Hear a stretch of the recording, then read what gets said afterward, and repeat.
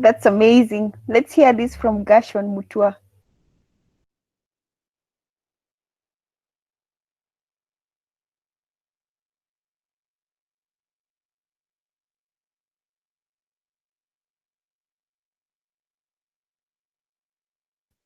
Gashon seems can't hear us. Kendi, you were to give us a brief introduction. Please go on.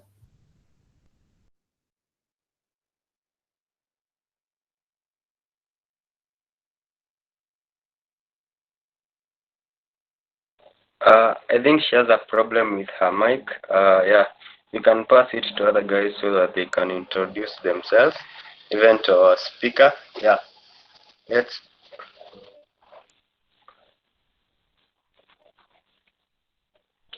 Let's hear it from Dennis Riungu. Hi everyone. This is Dennis Riungu. I'm a CTO for a startup called Hotel, and I'll be sharing with you some experience on building scalable apps using Flutter. I'm also a Flutter developer. Thank you. That's great to hear. Actually, he's also the person that founded Flutter Day Kenya. Yeah, he's the founding father of FDK.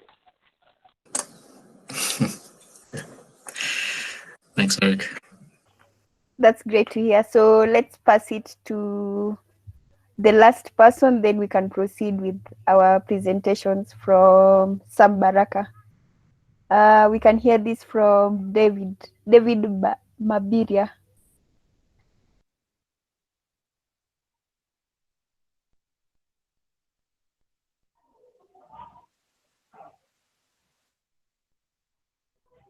If you can't hear us, then please go on, Samuel Baraka. So hi everyone, welcome to today's Meetup, Flutter Day. I'm so excited to be your moderator for today. And yeah, let me do a quick introduction of myself. My name is Sam Baraka. I'm a student at Muranga University of Technology. And yeah, I was to graduate on April, but due to Corona, it's postponed for a little bit. But I'm also a Flutter developer. I've been doing Flutter for around 2 years now, and I really love it. I love the experience. I hope all of you are excited for today. Flutter Day is just Flutter Day is simply an online educational event on Flutter with code labs and sessions. So I hope all of you are going to learn something new today from Dennis Riungu and the other speaker for the day. And yeah, I think that's all for me for the introduction part. And yeah, as you can see on my screen, I hope all of you can see the presentation. Yes. We have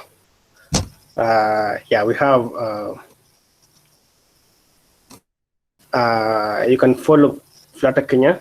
Flutter Kenya, we have an official Twitter handle.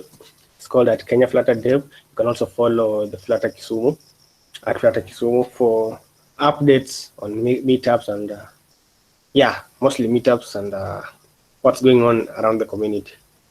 Yeah, that's it for me. And yeah, let me invite. Should I invite anyone to say anything? I saw Danvik has joined the call. Maybe he can say something. Okay, thank you, Sam. My name is Danvik. I'm also part of the organizing team. Welcome to our Flutter Day today. So we are just excited to host a few people who are going to talk about Flutter. There's going to be an introductory talk. I think I'm going to handle that for anyone who is new to Flutter, if there's anyone. And then we will have a talk from someone from India, then another one from Dennis Riungu, who is part of the organizing team also.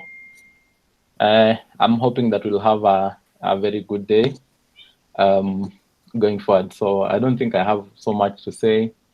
Maybe for anyone who wants to get started, maybe just by a show of hands or by basically on chat, anyone who is new to Flutter, maybe you can just write there so that we know the number of people who may be interested in the introductory bit. Okay, I can see David Milai. So I think I'll do the introductory talk. I think what time is it supposed to start? Eric? Hey Danvik, actually, yeah, it's supposed to be starting right now. Okay. Going for the next around 30 minutes, then Shree Kamal will start on web. Okay, thank you. Okay. So Aja, if you allow me, I'll just share my screen and start new for everyone who is new to Flutter. So I'll just share my screen and do a bit of a demo. It'll just be a few slides to discuss basically how Flutter works, just the introductory bit, getting started for anyone who is new. So I'll share my screen.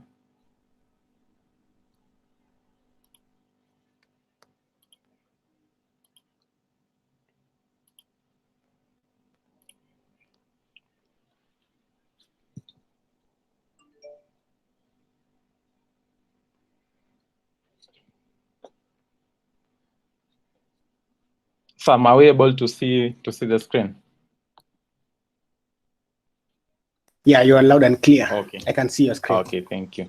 Now, I think it's going to be a short one. Yeah, sure. We already are into a few minutes in. So basically, I'll just discuss about things to do with Flutter. So my name is Danvik, as I said. I'm a consultant with Infinity Soft Technology, where I'm also a co-founder. I am also the organizer of one of the organizers of Flutter Kenya, Flutter Developers Kenya, and also DroidCon KE, which is one of the largest sub-Saharan conferences on Android. So basically, my journey with mobile started quite a while back, where I was doing, I think around 2011, I was doing native Java Android. At that point, I don't think the technology was quite new, and the tooling actually was not that good. And I remember even I didn't have a very good machine that could do Android very well. So at some point, I was forced to go back to web. I did web for a while, where I did mostly, when I came to mobile, I was just doing Cordova-based apps, including Ionic, Intel XDK, just because I could leverage the web tech to deliver on mobile apps. Then later on, I tried NativeScript, which is quite similar to React Native. The performance was good, but I also had a bit of issues in terms of performance. It's better than Ionic, but it had a bit of issues. So when I discovered Flutter in about 2018, I think that's where I jumped on the ship and have never left since. I'm actually more into Flutter now than web, into basically mobile than web. So just about Flutter, I think I'll say Flutter is a platform, it's a cross-platform UI kit for developing native apps. So basically what it does is that it produces apps that have native performance similar to what you would have for Android. It's actually, in terms of performance, it would be better than NativeScript or Ionic for anyone who has that background. And it can run all these platforms, including Android, iOS, web, desktop, and the new upcoming operating system by Google, which is Fuchsia, which I think Flutter will be the core technology in developing apps in future. So we are really hoping for that tech to come out so that we are the first class in some platform instead of being riding on other platforms. So that is what is expected from future. I know it is going to support all the other existing Android apps, but according to the information that we've gotten is that Flutter will be the primary tech on future. So the goodness with Flutter is that it produces very expressive and beautiful UIs in a very short time. It's very, very productive. It has things to do with hot reload. It has pre-built widgets that you can use. Like, there are so many widgets, and if you can't find one that you are looking for, maybe you can just go to pub.dev, which is like our npm, where we download that packages. You can always find there people who have developed packages that you can use. So Flutter is built in Dart, the Dart programming language.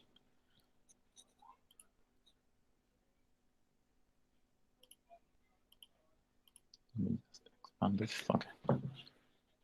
So Flutter is built in that programming language, which was developed, I think, around it was released in 2013 by Google, co-founded by a few Googlers in Google, and it has been used actually by so many apps inside Google are using that instead of JavaScript, because it compiles down to JavaScript.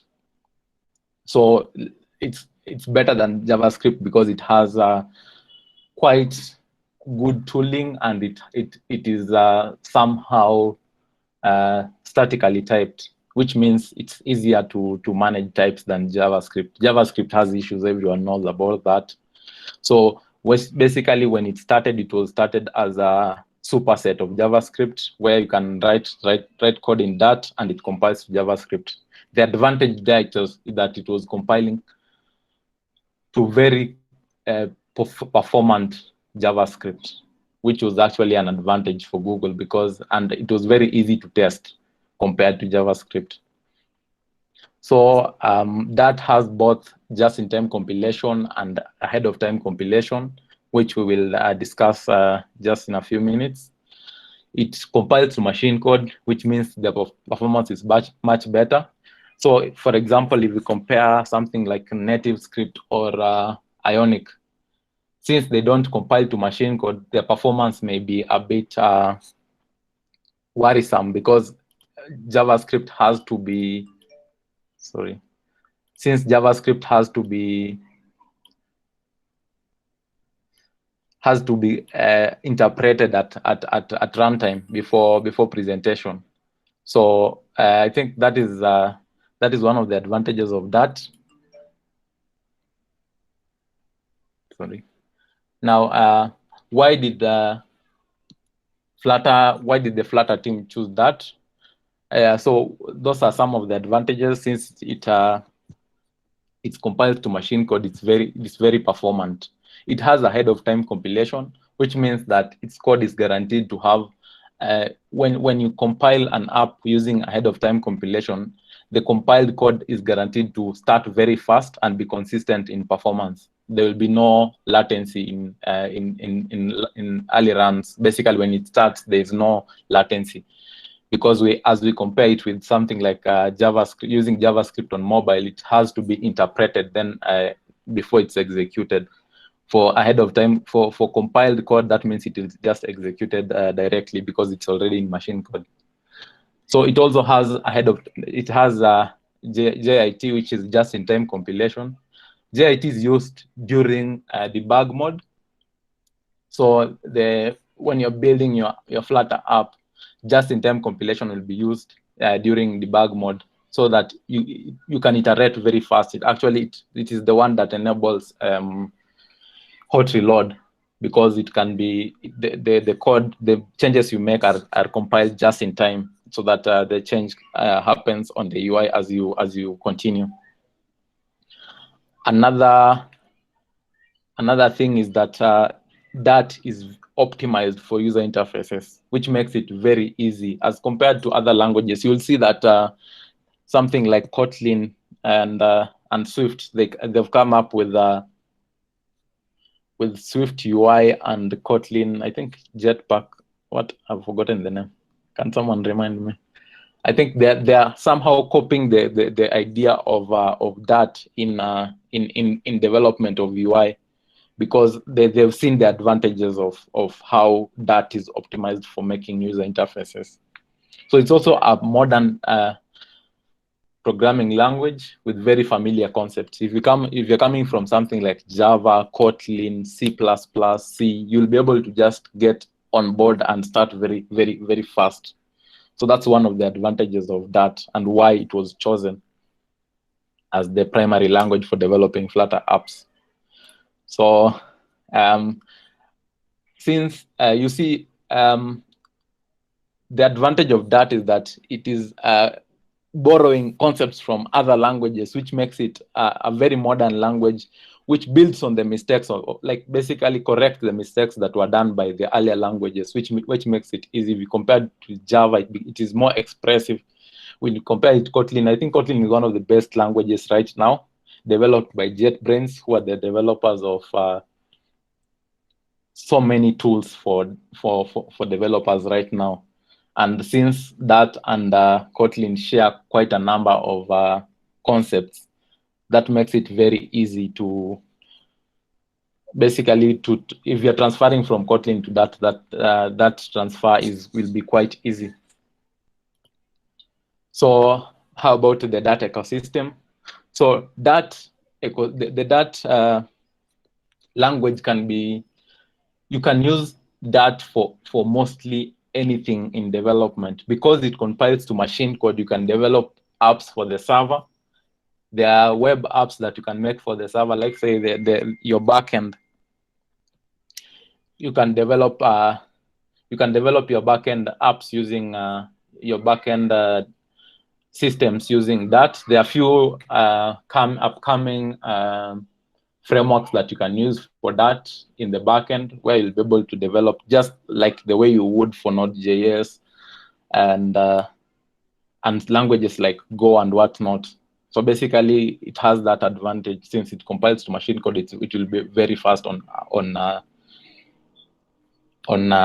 any hardware. You can build CLI apps. You can build web apps. Basically, anything you can do with that. Also, it has Flutter, which will compile to mobile, desktop, and also web. The web component uses Dart2JS, which is a utility in the Dart VM that does Dart2JS compilation, which basically transpiles your code from Dart to JavaScript. There's also Angular Dart, which you can use that directly, and it will the Dart2JS will compile it to performant JavaScript, and you'll be able to use it on web. Also, you can just write Dart and compile it to JS directly. You don't have to use Flutter or Angular Dart if you're not inclined to. So that is also another advantage if you're doing web. So when it comes to Flutter, it does both web, mobile, and desktop. Right now, I think desktop apps for Mac, I think they are I think the developer release or something. Then Windows and Linux are a bit behind in beta or something like that. I think I'm yet to get to have that information right now, but I think that may be how it is right now. So you can see from this, you can use that almost anywhere. I think I forgot to include one other thing that Sam had told me. Like, you can also build Flutter apps for IoT devices. I think when you're discussing about the architecture, we will see it as we go ahead, how you can do it for any other system that is not web, mobile, or web. Okay, so there are a few stats about Flutter and that. So according to Stack Overflow survey in 2019, that entered to the list of most loved languages, which means that people who use that are very satisfied with the language, and it has grown actually since it started. There's a time that was somehow declared as a dead language, since according to, at that time, I think TypeScript and that were competing to be the superset of JavaScript, and I think for that specific race, I think that won. TypeScript won, so that was kind of being taken as a dead language. People were saying that it's not going to be there anymore. But Flutter, I think, it revived the language so much that people are getting to see the advantages of that. I even wish that I've seen people doing React to that or something like that. Like there's someone who has been working on Vue.js, Vue.js, which makes it, I think the advantages of that, I think they are somewhere higher than TypeScript. So someone has been doing Vue.js to that. I don't know how that's going right now. So according to the same survey, Flutter is the third most loved framework, according to the survey in 2019. Also in 2019, GitHub, according to GitHub statistics, that was found to be the fastest growing language in 2019. It was growing by up to more than 500%, I think, from the start of the year to the end. So you can see why that is a very good language. So according to also LinkedIn, Flutter is now the fastest growing skill among software engineers. So anyone who is getting into Flutter right now, I think there's going to be a very huge market for developers who are doing Flutter. So next, we're going to look at how these frameworks work. In fact, I'll compare it with I'll compare it with hybrid frameworks like Ionic and React Native, just to see how they work. I'm not going to say this framework is better than this one. I'm just going to show you where Flutter excels, so that we're just going to compare, not bash any specific framework. So this is how Ionic or Cordova apps work. So basically, you'll write your code in HTML on a web view. Your code the business logic, you'll have to write it in JavaScript, and there's a bridge you'll use to access the services. HTML will be rendered on web view, which is something like a web, like a browser kind of, and it will be able to be rendered on top of that. So that means there's a bit of a distance to access the core file of the core system, basically, which means that there's a bit of a performance hit when it comes to it. You remember that we said JavaScript is interpreted at runtime. That's a performance hit that JavaScript will have to take. There's also the bridge to access the services, which is also another lag that will come up when you are trying to use Ionic or Cordova-based frameworks. Next, we are going to look at React Native or Native Script. How they work is that the advantage they have over Ionic is that instead of using WebView, they use the OEM provided widgets, which are things like basically, if you're using a button, instead of having a button written in HTML, it will use the Android-based button or the iOS-based button to render the UI. Also, it will still depend on that bridge from JavaScript to access the services of the platform. If you want to access the location, audio, sensors of the device, you'll have to use that JavaScript that bridge to access those services, as well as use the bridge to access the OEM widgets. So basically, you will write code that will look like HTML, but it will compile, JavaScript will compile them to I think my time is getting a bit going slowly. I'm time bad a bit, so I'll hurry up a bit. So next, we'll look at how native works. Native is better because performance is native. It can access the services very fast, and that is how it works. So I think so. When it comes to Flutter, now this is how Flutter works. The advantage of Flutter is that it is given a canvas which it renders anything that it wants. It uses platform channels to access services. So that means that you will write like iOS or Swift code to access the services for iOS, and write Kotlin code to access the services by Android. So the advantage that Flutter provides is that you're using the same language between the UI and the business logic. Also, there's no dependency on OEM widgets, which means that you can actually, since you're not dependent on Android or iOS widgets or components to render your UI, that means you can build on any system, including IoT devices. So that is another advantage. Also, it has native performance compared to, let's say, Ionic or native script. Hot reload, it has hot reload with persistent state. So basically, if you have navigated somewhere deep into your app, you'll still be able to retain the state when hot reload happens.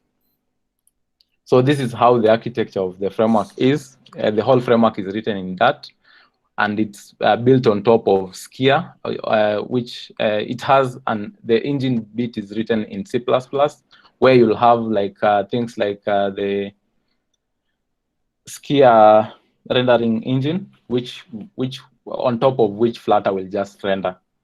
And the last bit is the embedder, which is now platform specific. For iOS, there's an embedder for iOS, there's an embedder for Android. So this means that even for IoT, all you need to do is write an embedder for that specific platform, and you're able to access the devices very fast. So Flutter, the building blocks of Flutter are widgets. So there are two kinds of widgets. There is stateful widgets and stateless widgets. So stateless widgets are used when you don't have to mutate state. Let's say for a button, you're not going to change much of the app. It's not going to change in the process of using it. So in that case, you'll use a stateless widget. And then for stateful widgets, they are the ones that the user interacts with. For example, something like a text button. You'll have to maintain the state of what the user is typing in the text field, and you need to be able to keep track of that. So basically, when a change appears, the interface will be rebuilt, and remember we say that it has like it can do 60 frames per second, so you'll not see any lags when rebuilding. So who is using Flutter? We have Google, eBay, Philips. These are people who are using Flutter on their day-to-day. Right now, I think Alibaba is one of the biggest users of Flutter. It has they have transferred all their apps from native to Flutter, since they can maintain one code base between iOS and Android. And I think it has so many, like millions and millions of users, and they don't have problems in Flutter. BMW is one of the also users of Flutter. It has actually developed so many packages. If you go to pub.dev, you'll find so many packages that are provided by BMW engineering. And they are planning to use Flutter on their dashboard screens for BMW vehicles.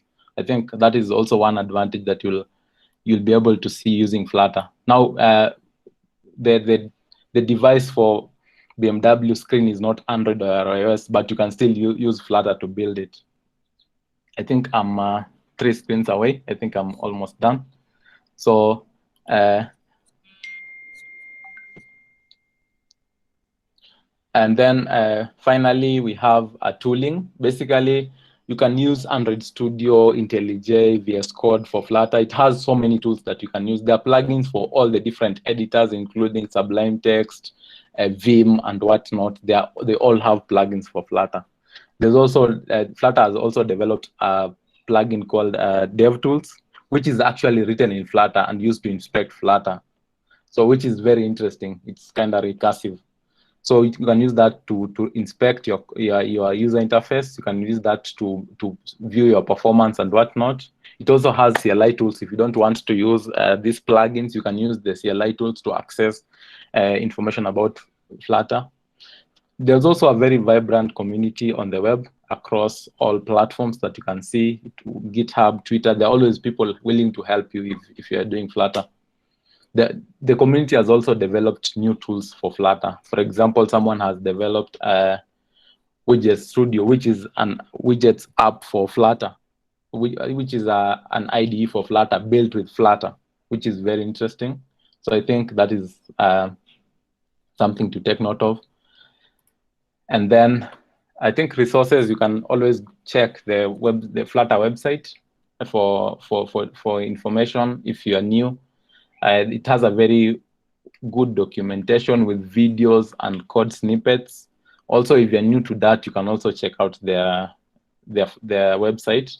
For YouTube, you can access the Flutter channel on YouTube. You can access, there are few YouTubers who are doing a very good job in educating people on Flutter.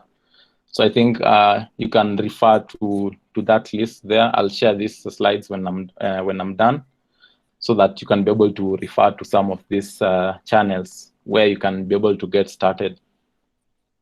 So finally, if you need my help, I can be found on Twitter and also on GitHub. I've developed a few packages for Flutter. You can always make use of them. And if you have any questions, feel free to reach out to me. So I think that will be the end of my presentation, though I see I'm 5 minutes into someone else's time. So I thank you very much, the organizers, including Sam, Eric, Kendi, Maureen, and the others, Dennis, and so on. So thank you very much for giving me this opportunity to introduce Flutter to those who are new. I think I'll stop there. So thank you very much.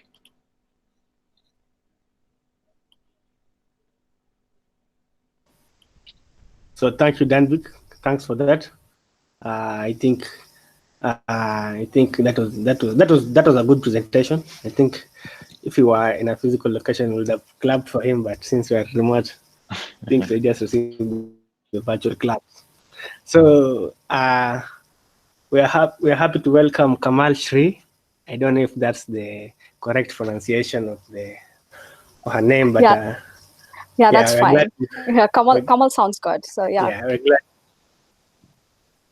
Okay, we're glad to have you here. Thank you. Yeah.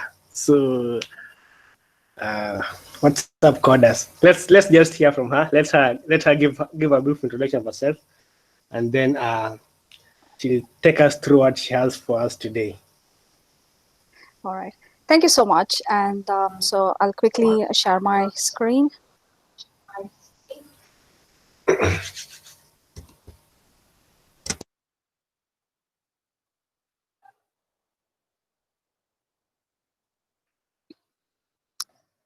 All right. So you can view my screen, right? Yes, you can. Yes. All right. Okay. So hello, everyone. Welcome to my session, which is deep dive into Flutter for Web. I'm Kamal. I'm a freelance project manager on Flutter and a YouTuber as well, where I do various videos on Flutter, where I explain the basic concept with an UI. Well, today the agenda is quite different and interesting because I'm just not going to focus only on the web part. I'm going to focus from a developer's point of view. What are the latest trends? What are the core concept? And how is Flutter mobile different from Flutter for web? And it's just not the code, it's the architecture. That is also something as a developer you need to know. So how is that one single code base makes your code run on an app and on mobile or a website? How is that possible? So as a developer, you need to understand all this, and then we will have a good understanding of the state management part, few packages if you're a beginner, and then a UI showcase and the dart pad with Flutter. So to start up with first thing, I always go with the statistics. So recently, as per Google, there are 2 million developers have started using Flutter UI framework for building apps. Now, it could be for desktops, web, since the production of 2018.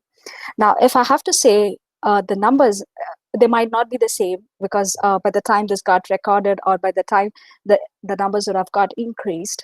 So we had 60% of Flutter users deploying on Windows, 27% on Mac, and 13 to 15 on Linux. Now, what does these numbers really indicate? Say over a third of Flutters works on, most of them users are working on a startup, and 26% are developers, because just knowing the topic, just knowing a new platform, knowing the code, or running testing is not the beauty of a Flutter developer. You also need to know what are the new trends that's happening in Flutter, how many pull request is happening, who are contributing, how is the community.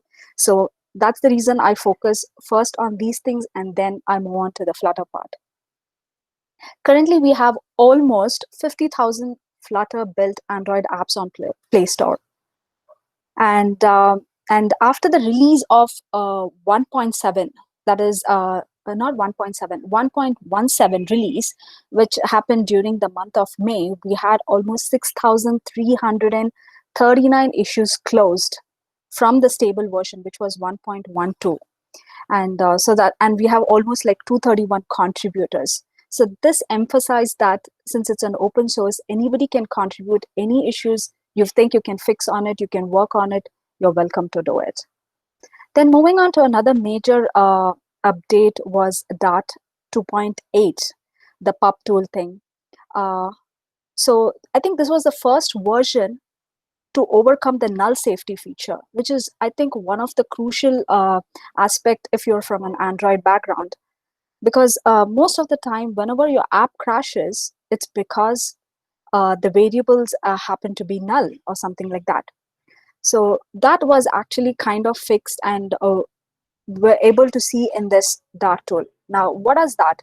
So to go a little more into it, say for example, as a Flutter developer, you know that when you run, so whenever you add any external packages, you add it in pub/spec file. That's where you add the dependencies and the version numbers. So say for example, you're running Flutter pub get on a new project by using Flutter create. Now, using the Dart 2.8, we found that the execution time got reduced from 6.5 seconds to 2.5 seconds. And at the same time, the larger apps, which was like 15 seconds it used to take, it's got reduced to 3 seconds. That was the kind of impact this 1.17 release had on the Flutter. Next, another interesting part about the release was this pub outdated feature. So you can see on the terminal when you type pub outdated. Now, what is it? So whenever dependencies are captured in the pub spec, what exactly happens is there is a algorithm which is run to get the package details from pub.dev. So you remember we use only the single version number. Now, why do we actually use that single version number? This is to ensure the optimization and your app size is smaller as possible. Now, this is the best practice, and I would say I will stick to it, but that's not but it gets laborious. That is, it gets tedious when you have to upgrade the version. Say, for example, you're using a Google chart. You've created an app. The app works absolutely fine. And say after 2 or 3 weeks, Google comes up with another version with a major update on that dependency. Now, how do you know that this package has been updated? So if it is, say, for example, a minor version, then you could just use Flutter upgrade and then you're good to go. But if it is a major version, what would you do? You have to go to the pub.dev website, look what's the latest version, copy it, put it in your pub/spec file, and then again rerun the file. So I think this is really cumbersome if you're working on large applications or if you have loads of dependencies to be updated. So instead, what happens is, if you use pub outdated, it gives you those dependence values. It says what's your current, what's your upgraded, resolve, latest, all those details. And then if you use pub upgrade, it picks up the latest, adds it in your pub/spec file, and then when you rerun, you're good to go. So that is the kind of latest updates that we have in our Dart 2.8 tool or 1.17 version. Okay, now since we're working in Flutter, we need to know what is the latest version, what are the new features added every day. So it's not that we always stick with widgets, build an app, finish the testing and deploy it. So when I come to the 1.7, it's the first stable release since 2020. Now, the first important thing was the Metal support for faster iOS performance. Now, I'll come to the what kind of support it is and what is this Metal really indicates. And we also had new material components. We had new tracking tools.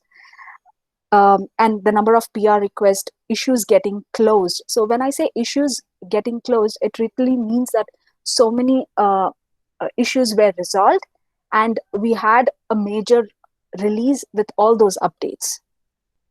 So first thing, mobile performance and size improvement.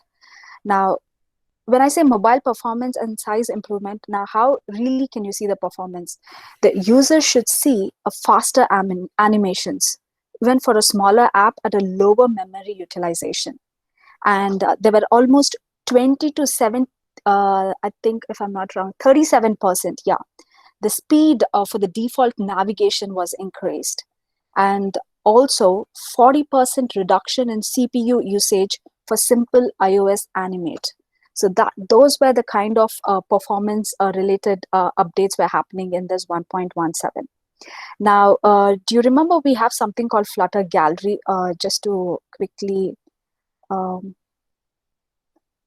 think.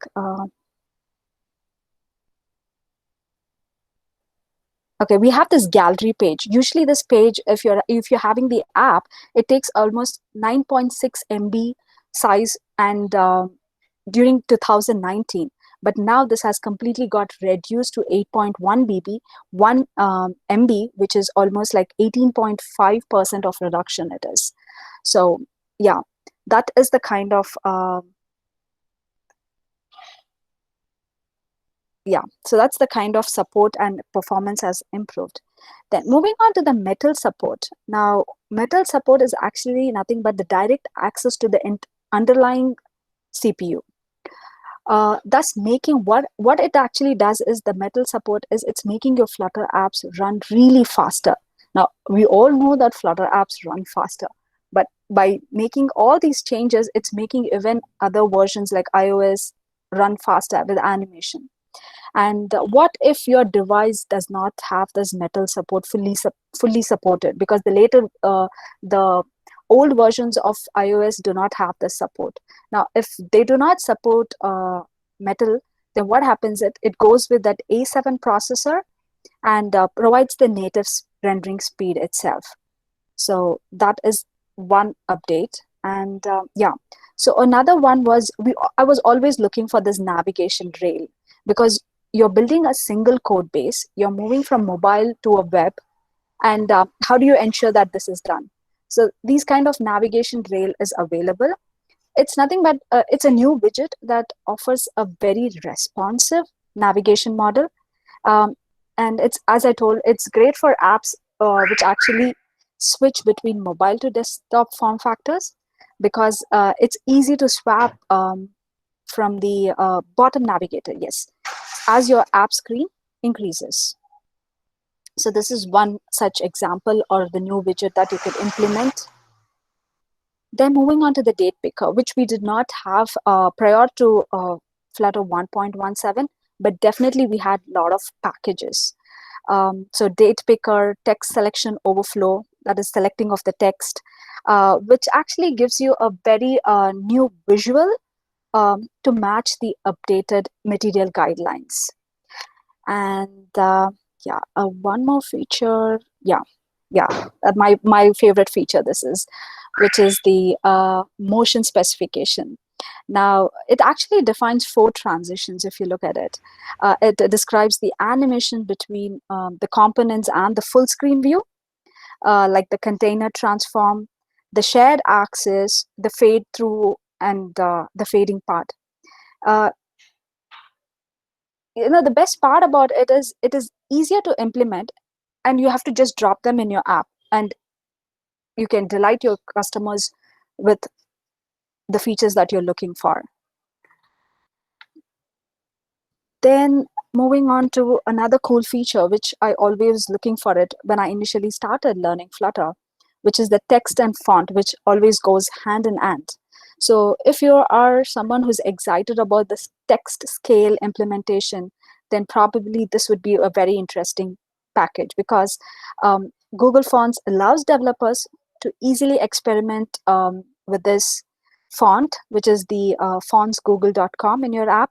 And when the app is ready to publish, the developer then decide whether the user receives the font by downloading it from an API or just bundle it with an app package. So it's that easy. And then moving on to the, another interesting tooling, which is the Dart Dev tool. I think Danvik also discussed about all these features. So we have this another cool feature. My favorite part is the network tab, which you could view it here. So if you're using a pre-release version of the Dart tool, you'll notice a kind of improvement for the biggest one, that is the network tab, which was added. Initially, this wasn't there. We just add the inspector timeline, but not the network tab. It actually shows all your network traffic for your Flutter app. It's almost like your web inspect element, but not a detailed one, but yeah, you have one. And you can also have the recording. You can clear, stop, start, and have a look into it. So whenever you having some kind of a web service operations and you want to see all those details, your header, so this really gives you a very detailed overview. So definitely do try it out, the Dart Dev tool part. And and then moving on to the architecture. So this was all about the latest update. As a Flutter developer, you need to know what is in, because every day it keeps updating. Now, moving on to the architecture.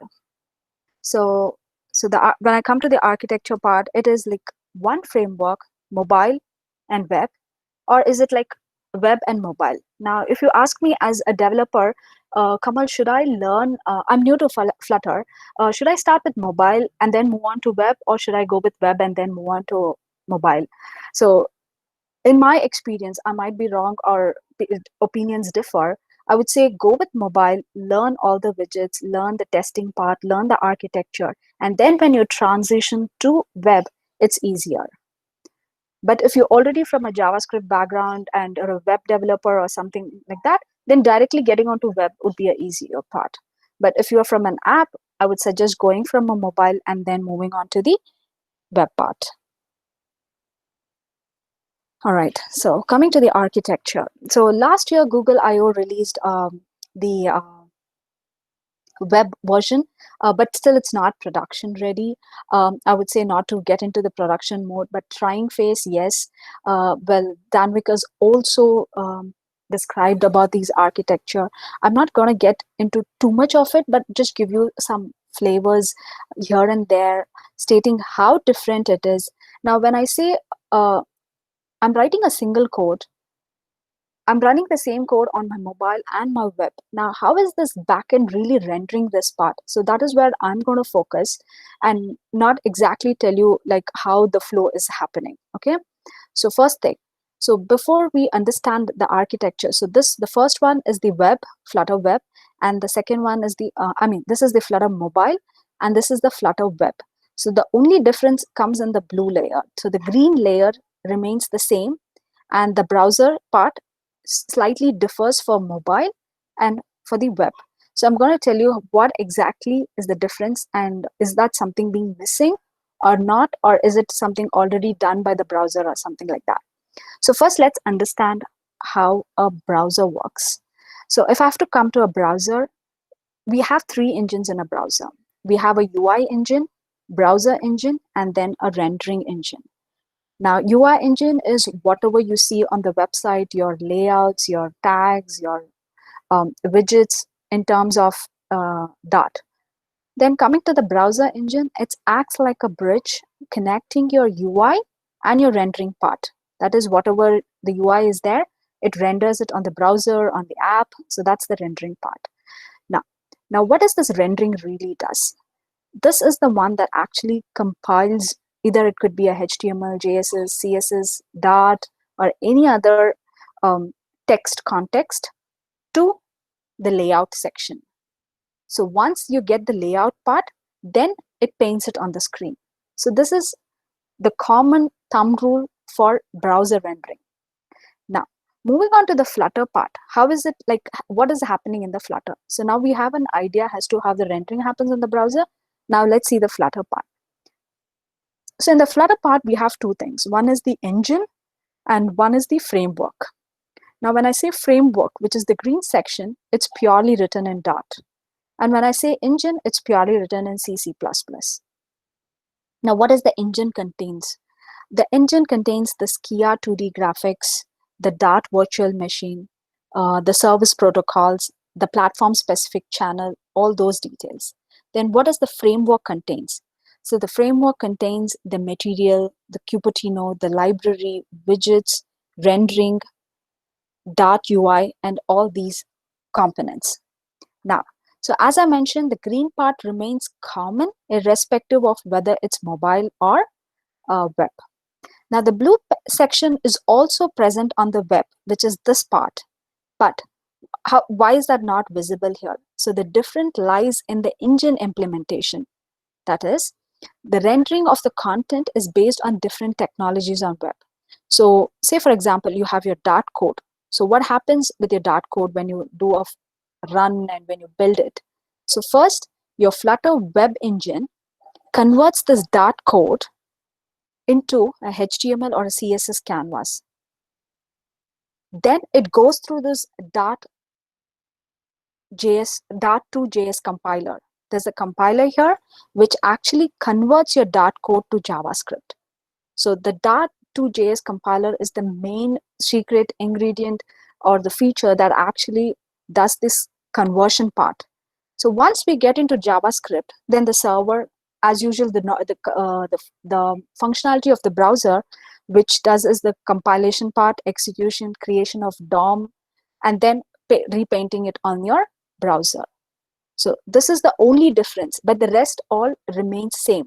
Since the framework is not getting touched or modified here, that's the reason you have a single code base, and that's the reason you're able to run the same code with few minor differences. Say, for example, if you want to adjust the screen size and you want to display one block or not, that is the only minor changes you do when you're moving from a mobile to web. The rest of the code all remains the same. And all this rendering part, the platform specific things, all is done by the Dart engine or the web Flutter engine. So you don't have to take care of all that. So that's how Flutter is so flexible. All you have to do is concentrate on the framework, the rendering, all that is done by the Flutter engine. So the extra special layer is the Dart.js compiler. And this is responsible for running your apps faster also. And there is another one. If you ask me about the structure is like create a widget, gets converted to layout, then move to rendering tree. Then you have something called as composite layer, which is like defining the properties to your layout, like offset and those kind of parameters. And then your Flutter engine comes to picture, which is provided by the browser. There is an API called Canvas API, which is provided by the browser, which is used for wrapping inside a HTML tag. And then that gets rendered. So just to cite you with an example, I'm just going to take this gallery demo page. And if I try to,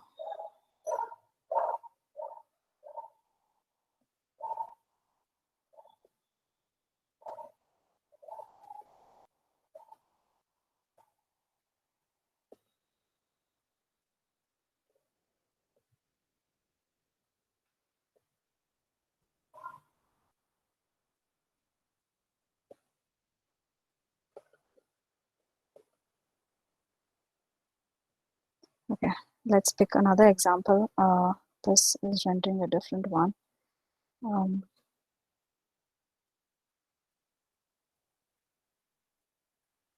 Okay, let's go with this.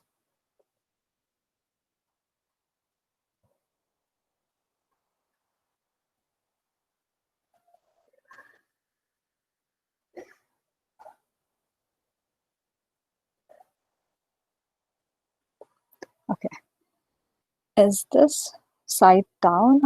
Okay, let's start with this. Now, what I'm trying to show you here is the inspecting part. Like when you see, you don't see the tags literally. Yeah, okay. Okay, so you see first a glass pane, and then you have few other tags. And at the end, internally, if you see, you have the canvas, or you have the p tags or the div tags. So these FLT, screen, glass pane, these are the composite layers that actually kind of wraps your HTML tag. So that is what the Canvas API does. So at the end of the thing, if you see, if it's a normal HTML tag, so it's just that it's getting rendered inside a different tag when you see the skeleton root structure of a widget. But if you look that in a mobile, you would find the tree structure, like the container, then the row, those kind of features. But in this, it's getting wrapped into these kind of composite layer of widgets, tags, I would say, and then at the end, it is the normal HTML tags. So yeah, just wanted to let you know. And yeah, and also a couple of advantages before I get into the state management part. The advantages of a Flutter web is it's a single code base. It supports PWA, which is another cool feature. And the best part is most of the widgets that you build using a mobile is accessible on the web as well. And the same goes with the plugin. So I don't have to use a plugin separate for mobile and a separate one for web. Common plugin, it works for both. And the best part is also that Flutter morely focuses on the product and the platform. As I said, all I have to do is I have an idea, I come up with a product, I can build this Flutter app. I don't have to think about too much into the rendering part, how will it render, or all the platform specific issues. So that's the beauty of this framework. All right, so let's move on to the state management. It's a very interesting topic, and it always leads to discussion. Now, as a Flutter developer, you know, there is something called as a stateless widget, stateful widget, and the entire backbone is this is what is happening. That's the state. Now, as a Flutter developer, this is the thumb rule and a rule one that you need to understand this formula. Now, what is this formula basically talks about? So when the state of your app changes, or you change the state, and say, for example, when you click on the counter app, the state gets changed. Now, what happens? Immediately, a UI gets redrawn. Now, what is happening in the back end? So your state is your property, whatever you're adding. So it's like calling a function with the state as the input. So when this happens, you're actually returning the value. The UI is being returned. So the moment the state changes, a function is being called. The Flutter calls this function when you actually rebuild your widget. So when you say set state and you do that, this is what is getting called. So the state, it's the state as the input and the UI as the return value. So that's the thumb rule for building or redrawing of your app. So this is one formula you need to remember. Now we have tons of state management like block, set state, MVC, and MobX, Redux, and all. And now we have even Riverpod, which I think just introduced by Remy. He's also a Flutter community contributor, and that's also something similar to Provide. He was the creator of Provider as well, a contributor, and now he has introduced something similar to Provider, something called Riverpod. I just don't want to get deep into it, but please do try out. It's an awesome state management you can go ahead with. But if you ask me a question, Kamal, you know what is the best state management you think for building Flutter application? I would say hands down. I'm not going to say which one is the best. Everything is the best. All I do is I cite them with an example saying ice cream. If I go to an ice cream parlor, if I have to try something, all I do is a taste test. So I'm going to say, can I try this? And then I do it. Or either ask the person, what do you think the flavor of the week is, or the flavor of the day, or what is in demand or something. So that is an expert. And another best way is to try it. So that's how state management is for me. If I have to do something, all I do is I pick a flavor, I try it, and then I start coding it. So there is nothing good or bad. It totally depends on your project, your complexity of your project, and what your requirement is. So if someone is using MobX, good. You want to go with provider, good. And if someone says, my application just requires set state, I'm just going to go ahead, use that. It's absolutely fine. There's nothing wrong with it. So I see I see state management in that perspective and use it. And yeah, so you also have to think about few things before jumping into a state management. That is updating the UI, the presentation and the business logic, passing of state. Say, for example, I have a simple counter app. I'm not going to use block, such a complicated or bigger state management just to maintain a counter app. I can just use a set state. So that's how you have to think, judge, and then justify to your manager or to the client as to why you're using a state management and why you're not using it. So yeah, performance and flexible, yeah, those kind of features. So as I said, understand your requirements, your goals, and your expectation as to why you're using this particular state management and the complexity and the style. Sometimes people are really fond of a particular state management and the client says, we need something else. And they say, no, I would like to go for the same state management. So it's always good to stick to a particular style if your company or your client is requesting for one and justify them. Okay, Flutter packages. Interesting, yeah. As a Flutter developer, there's another important thing that you use in and out when you're developing apps. It's the Flutter packages. Now, if I have to see, there are so many packages, tons of packages in the market. So if you go to pub.dev website, you have so many packages. You don't know which package to use, how to look for one, and you have same packages with different names, almost same functionality. So you are in a dilemma whether to use this package or not. So today we'll have that confusion a bit cleared because I had these confusions when I initially started looking for packages. So before I go on with all these details, I'll show you the visual representation in my coming slides. So these are the factors that you need to really look for packages when you're selecting one. So the first one is the build status, the version number. Then there's something called score that tells you how your package has been performing overall in this particular, among other packages. Then the compatibility. There are packages which are exclusively only for the app version and not compatible with the web version. Or there are packages which are compatible with the Dart 2.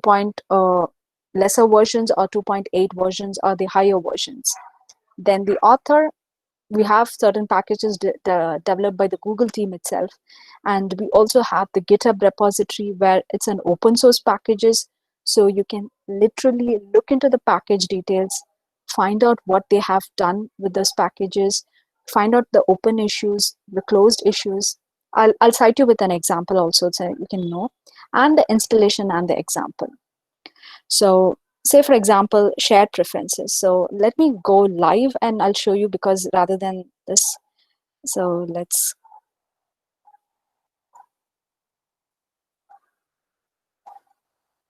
okay.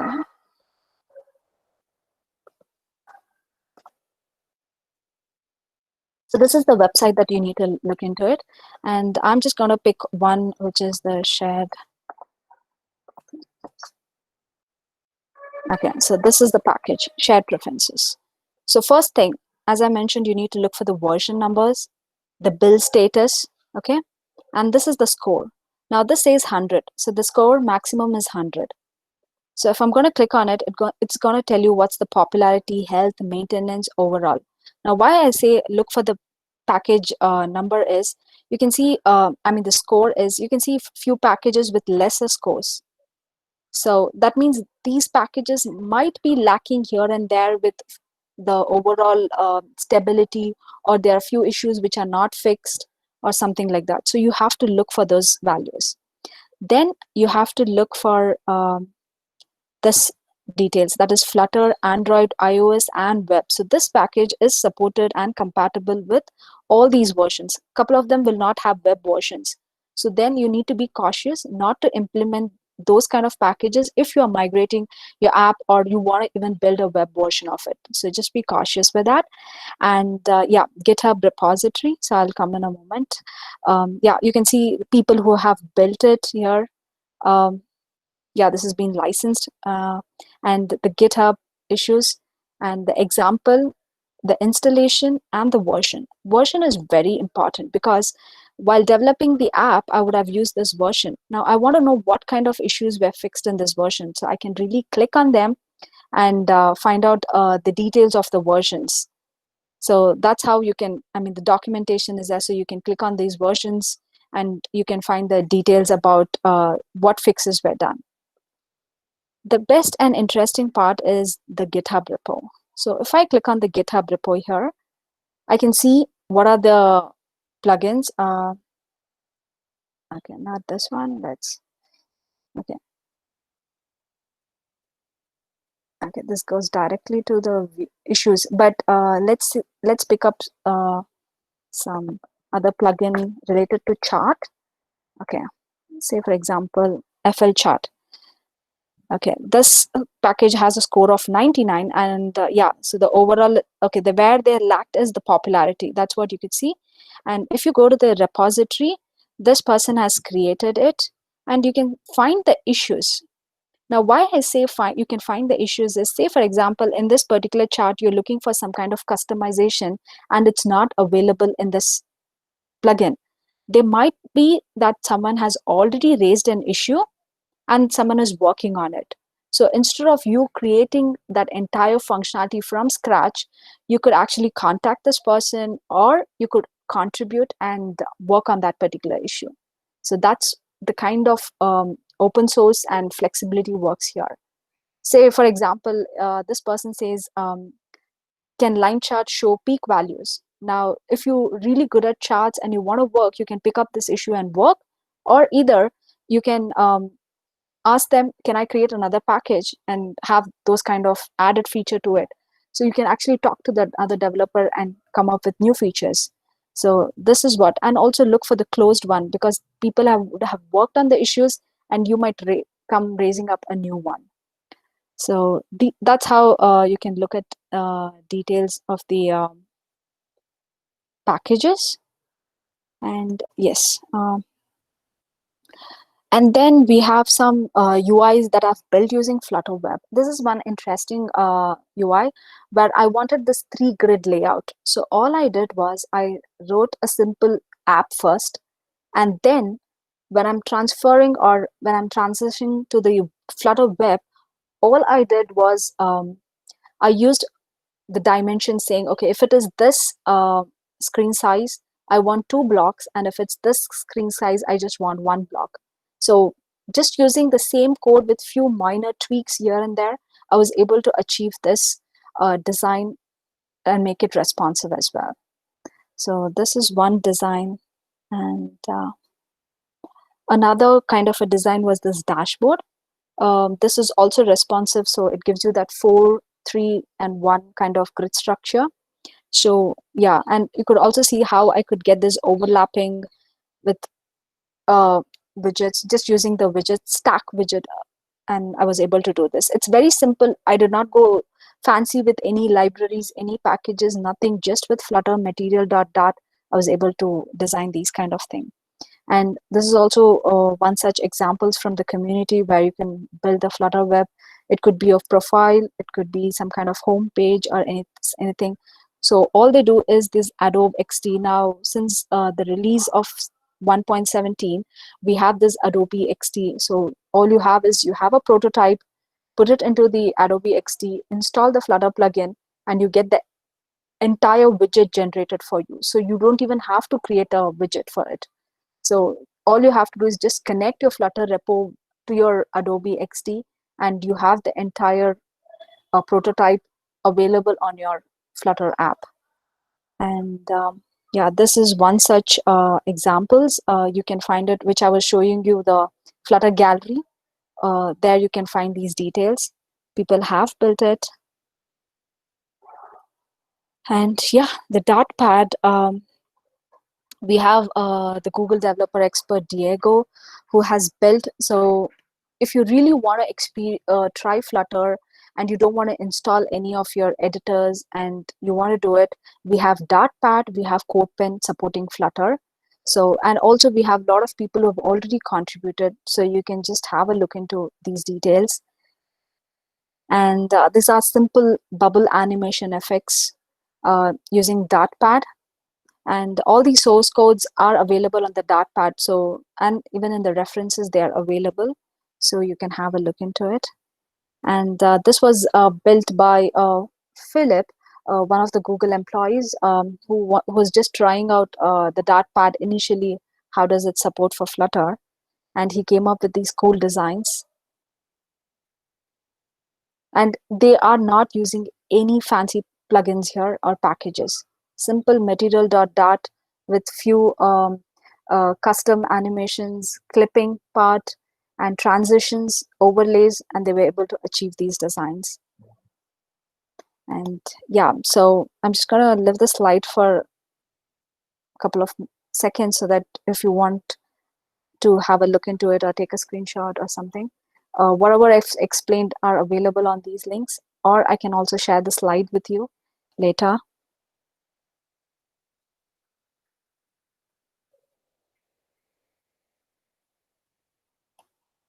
And I have something interesting. We do have communities. We have a Slack community for Flutter. We have a Flutterista exclusively for women and non-binary who are interested in Flutter SDK. And we have a regular monthly meeting that happens where we have the Google team actually presenting and other Flutter community also. So if you're interested to join, all you have to do is just agree to the code of contact, and Daniel and Stephanie are the one who are actually running these Slack groups. So just ping them and they will add you to the group. So if you're a Flutterista, and we also have Hump Day Q&A sessions that is happening every Wednesday. So Scott is the person. So if you want to get in touch with him, you can let me know. I'll get you connected for those. And they discuss about any of the apps, any issues, any concerns you have, or you want to know an update on any of the ongoing Flutter request. They help you with it. So we have all ways to connect with the community. They're over welcoming, and they're really nice. So please feel free to get in touch with them and join. And yeah, that's it. So I think I've given you a couple of overview about Flutter Web and the latest release on 1.17 and how you need to look for packages, what are the details as a Flutter developer, and about a little bit about state management, and yeah, a few UI cases that you could actually start working and doing it. And very important, the architecture. So as a Flutter developer, it's important to know what is that single thing that is actually making a single code run on two different architecture and still rendering the same thing. What is that? So those kind of details. And yeah, that's it from my end.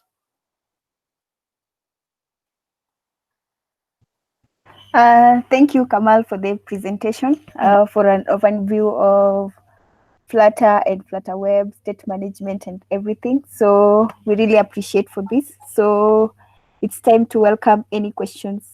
If you have any questions for Kamal about Flutter for Web or the presentation itself, feel free to ask.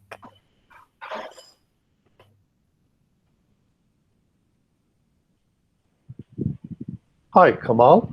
Hi. What would be your best recommendation for starting resources for someone moving from mobile to web? Okay. Where do we actually get started, have step-by-step instructions, and so on? Okay, so first thing I would say, we have a website called flutter.dev. Okay? And before getting into, it's called flutter.dev. So I'll just ping you those link in the chat window. So before getting into it, start with Dart. That's the first thing. So get your Dart basic, which could be either functions. I think a week should be enough. Get your functions. So split it up into 3 sections. First is the basic, learning the loops, the variables, null stuff, all that. Next, move on to the intermediate part, which would be like all the functions and arrow functions and those stuff. And then move on and async, await, those stuff. And then move on to a little bit advanced with your streams and those concepts. So once you're done with Dart, then move on to Flutter widgets, which would be flutter.dev website, and you have Code Labs, which is also available in the same link. So once you move on to the Flutter, which would be the Flutter widgets, then move on to the testing part. Most of the Flutter developers, they don't worry about the testing part. All they do is learn Dart, learn the widgets, and they're ready to go for production. But as a developer, it's always very important to learn the testing part, whether it could be a widget testing, integration testing. So go with the widgets, then move on with the testing part. And then if you want to get into too much into the architecture, you have a different. But I would say flutter.dev is the first point to learn Flutter. And then if you want to get into more comfortable level of learning the UI, a little more how to handle animations and all, then you have various tutorials and articles written by the Google team. And you also have YouTube videos suggested by Dan Wick. And YouTube videos, if you want, I can give you certain links that you need to follow if you want to go if you want to get into a particular topic as such. Thank you very much for emphasizing testing. That's very much something I completely agree with. However, I seem to have been a little bit unclear in my question. I'm familiar with how to develop for Flutter on mobile. I'd like to learn how to develop for Flutter on web. What are the resources to make that transition, please?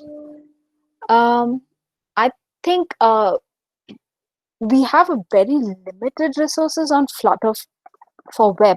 I think since if you know mobile part, all you have to do is just experiment it and come up with issues if you have one, because it's still in the beta phase. So resources wise, there's only UI part, but concepts or widgets all remain same as mobile.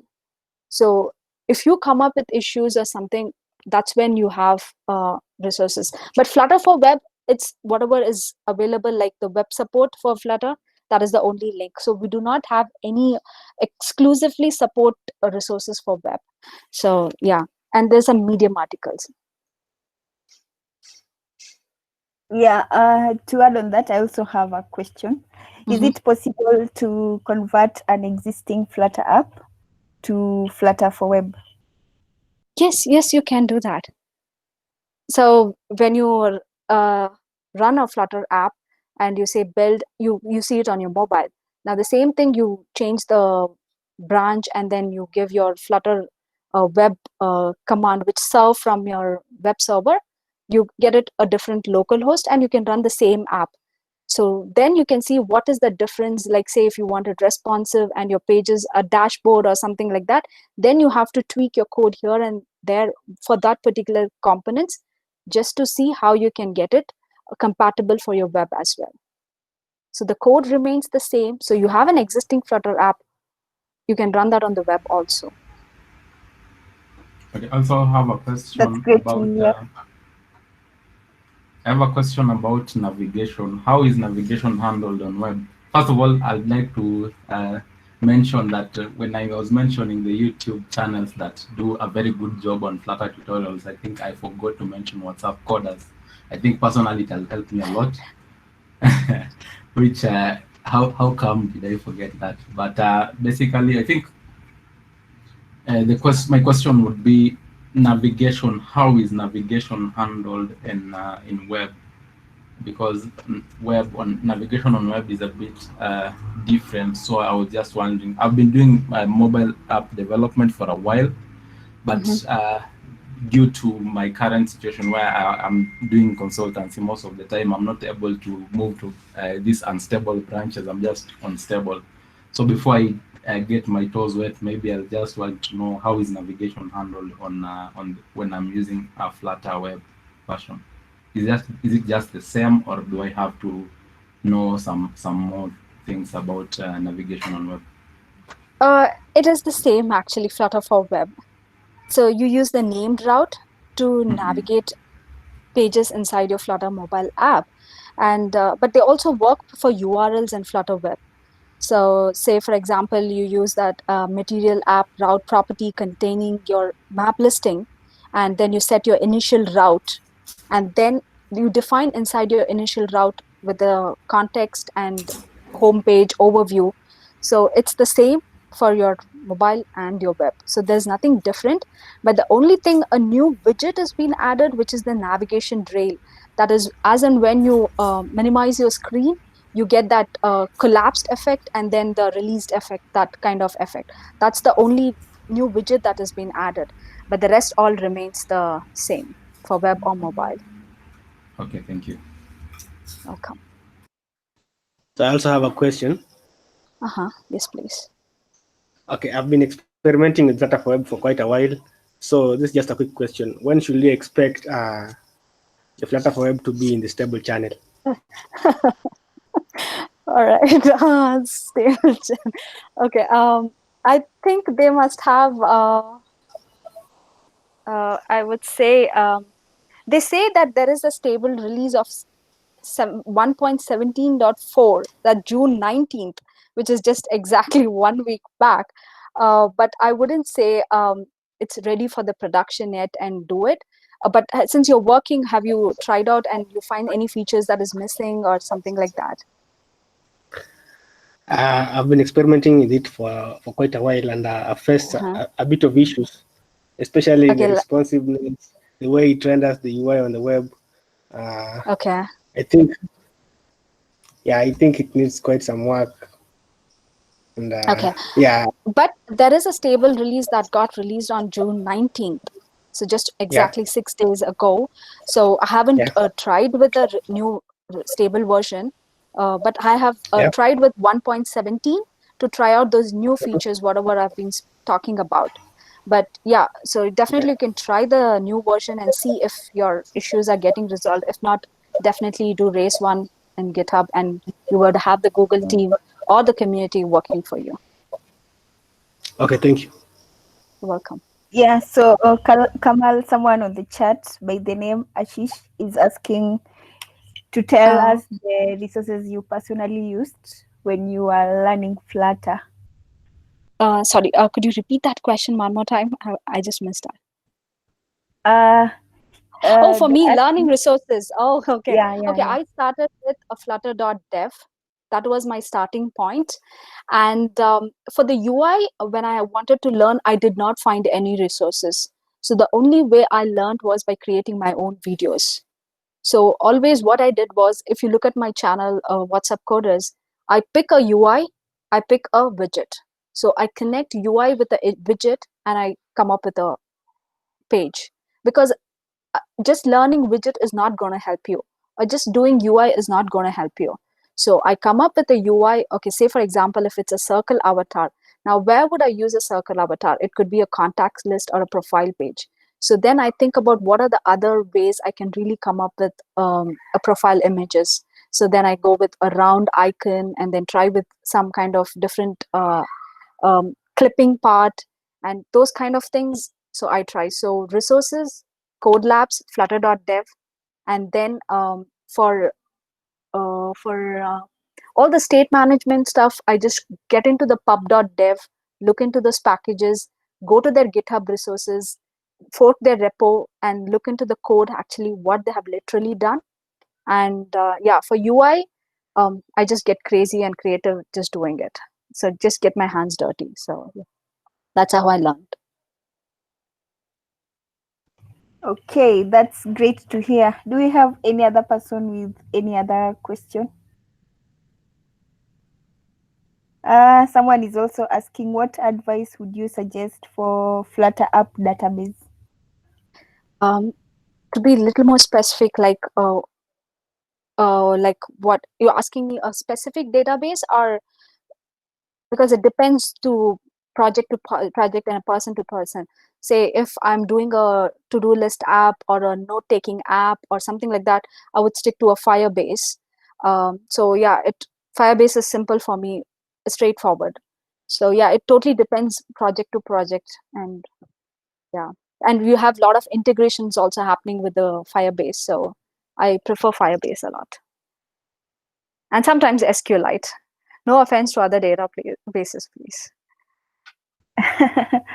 Okay, so yeah, the person was saying that he's referring to any database. Okay. Yeah, so I think that's all. Do we have any other person with any question?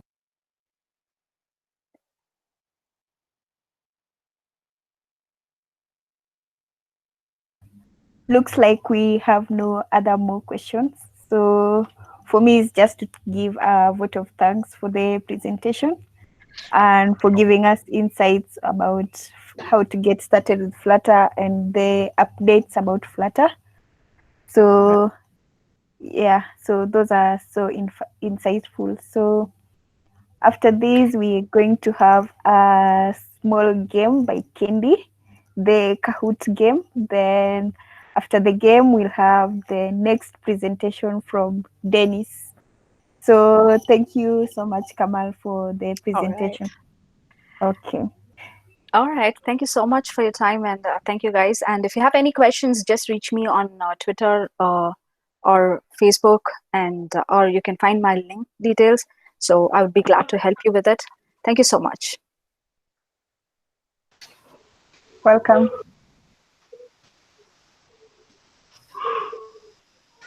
Okay, we have one final question for Kamal before we go to the game. From Gashon Mutua.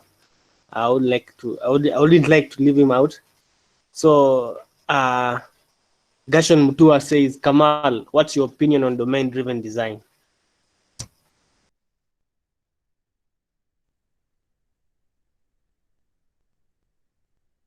Okay, I was on a mute. Okay, let me quickly.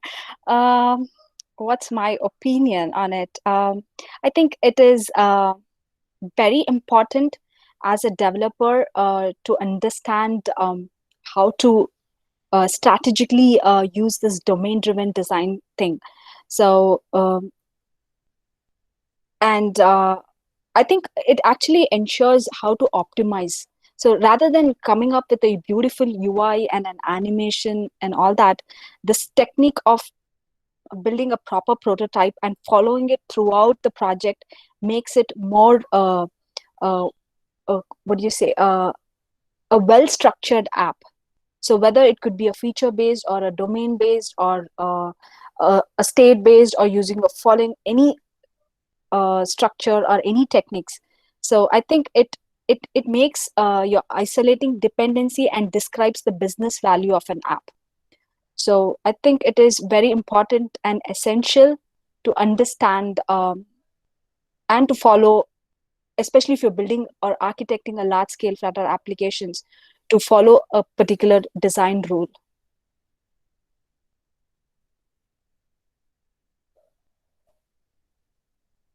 Thanks for that. Okay. I hope, Gashon, you've been answered. Okay, back to Candy. All right, hi guys. Thank you so much, guys, for attending this session. My name is Cindy. I'm a Flutter developer, and I'll take you through a very interesting game called Kahoot. I mean, we have to enjoy ourselves in this online game as well. Let me, I'm trying, let me share my. I hope you guys can see.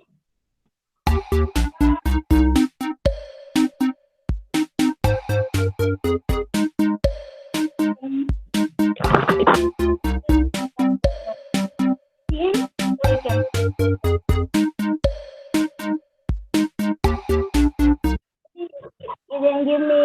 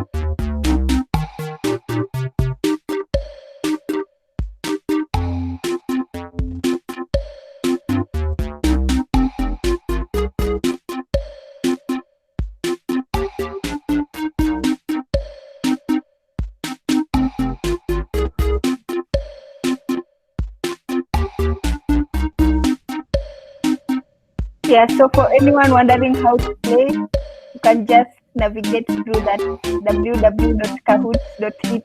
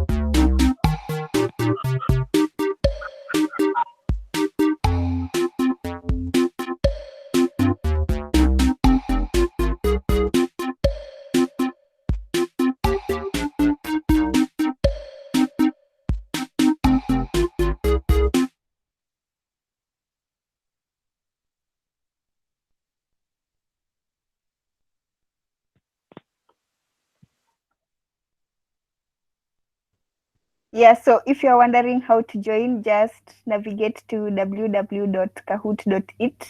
If you don't have the app, then in a short while we shall begin the game, led by Kendi.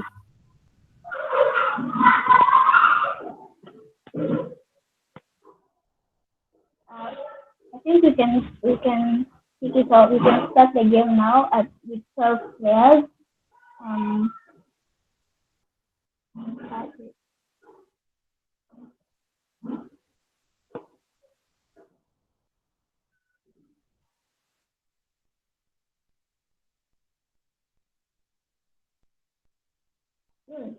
So when was Flutter first released by Google to the public?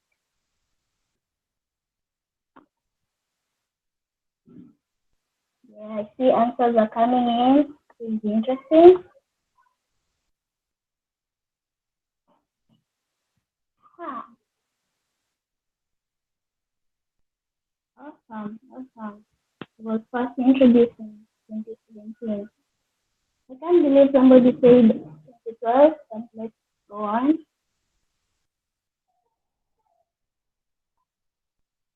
All right. Ashish. Nice one.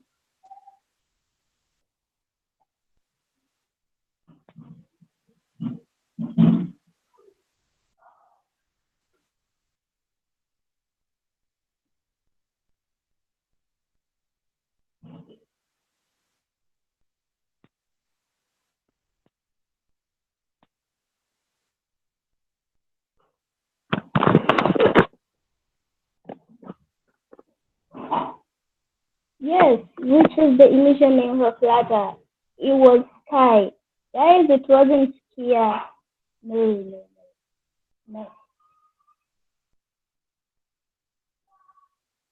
Alright, okay. That's it. I see you're very fit in this game. This is interesting. And next question is, which is the current version of Flutter master channel? All the wrong answers, please.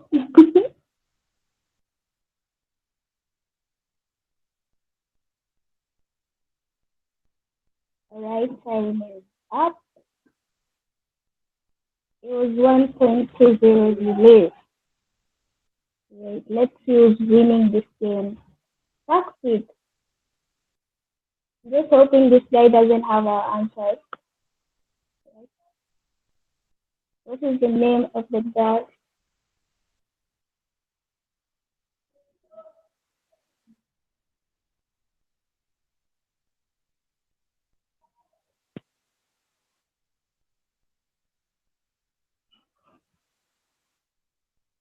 Time is almost up.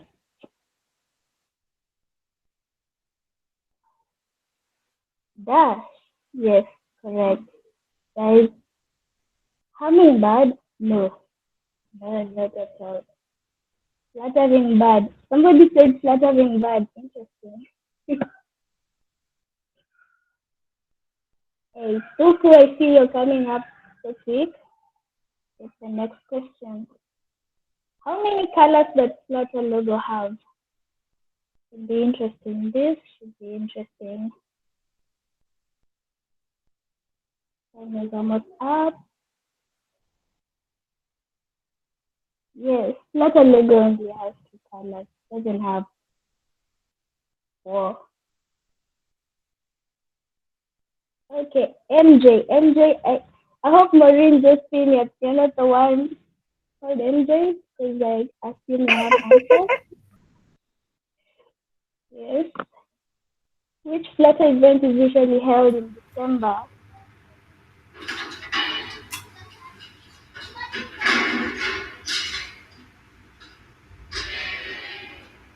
Flutter Day usually. The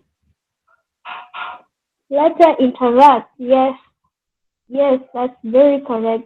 Flutter Day was yesterday, guys. It was just introduced the other day. So Flutter Interact is the right answer. Yes. Amazing word.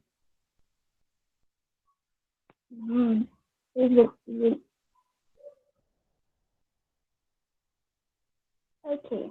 Which Apple API was supported from Flutter Stable version 1.17, which helps animation run smoothly in iOS and Mac?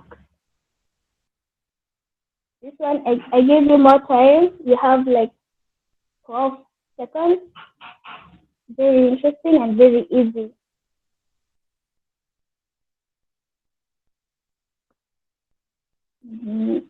Time's up. Let's see. Metal framework. That's the correct answer. Not Cupertino, guys. All right. Succeed. You need to hold back for others to win.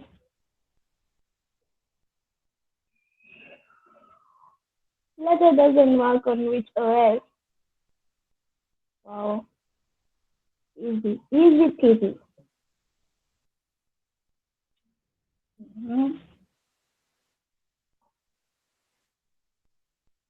Really curious about it. Yes, true.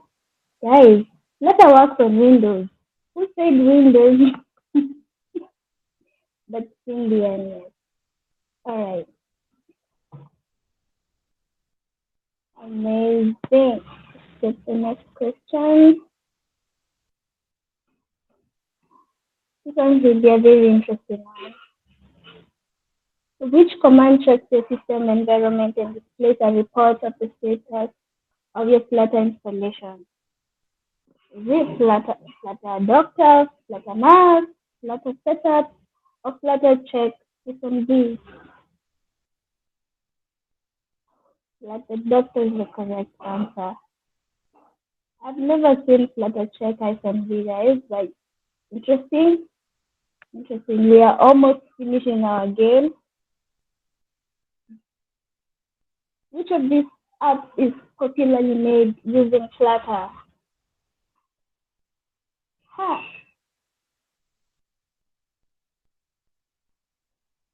Alibaba, Reddit. Actually, Danvik mentioned this in his slides, and I was just hoping you guys remember it. Amazing. Succeed, I see you're still leading. You need to hold back. Mark Karik, you're coming up. All right, MJ. Is Flutter a hybrid technology? True or false?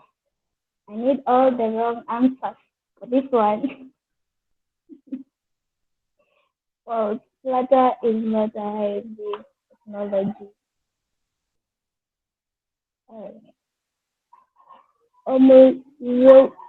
Roti, I hope I'm pronouncing it right.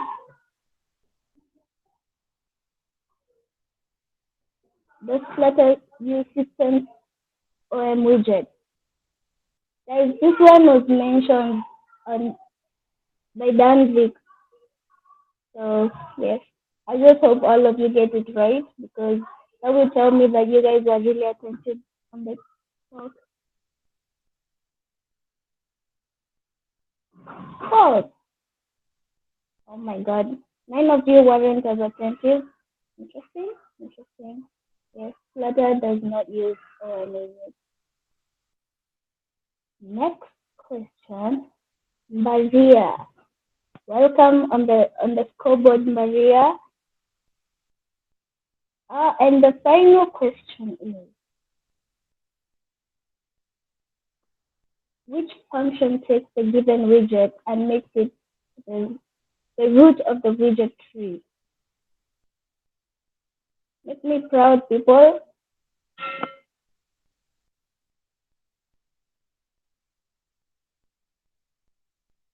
Oh.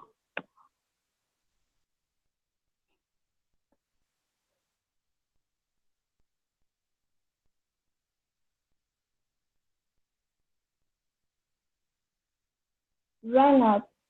Run up is the correct answer. So let's see the scoreboard and see how you guys performed. All right, MJ, number 3. You have number 1 is Taxi. Congratulations, Taxi, for winning this game. It's super duper amazing. Thank you so much, guys, for participating. So after this, I'll leave the session. Let Sam Baraka to take over so that you can introduce the next speaker. Thank you so much, guys, for participating.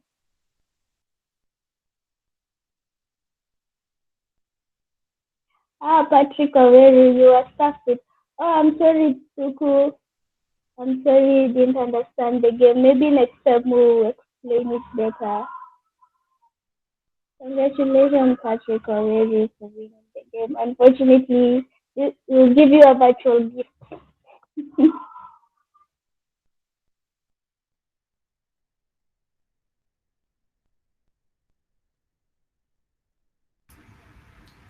Do you have a present for the winner, Candy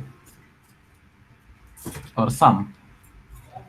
Do you have a gift or present for the winner of the event of the game?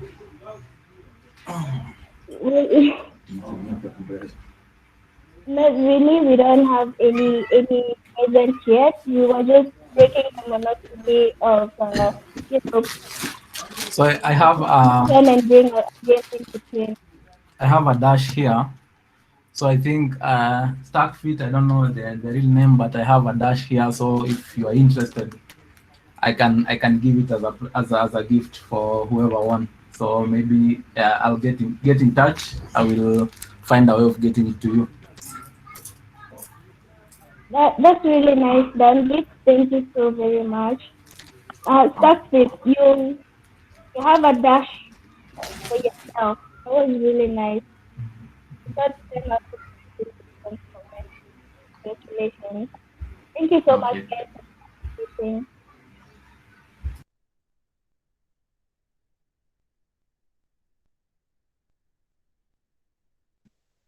Okay, thank you, Candy, for the game as an interlude. So the next speaker is Dennis Riungu. So Sam Baraka will briefly introduce him before he begins.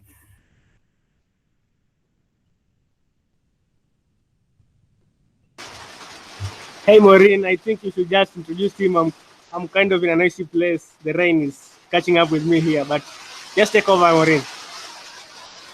Okay, thank you. So our next speaker is Dennis Riungu. So Dennis Riungu is a CTO at Otio. I don't know if I pronounced it correctly. Yeah, because he's one of the founders of Flutter Developers Kenya, because I remember the first Flutter conference I attended the session was being led by Dennis. So he has great things ahead for us.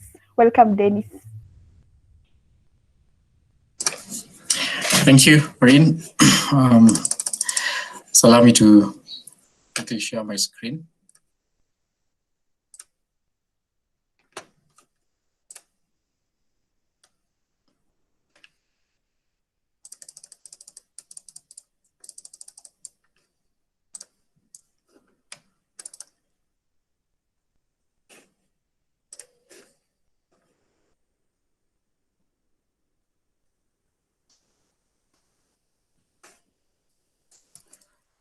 So I'll go ahead and time myself for 30 minutes, and then I'll leave some time for Q&A.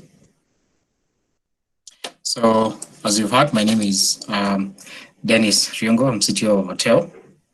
I just put the website link just in case anyone is interested to check out what we actually do. But more interestingly as well, I've been a community leader and participator for, I think, the last 7 years with the Google Developer Group. Right now, as a country mentor, but also was very delighted to start a community for Flutter. I think when it came out, I was very excited.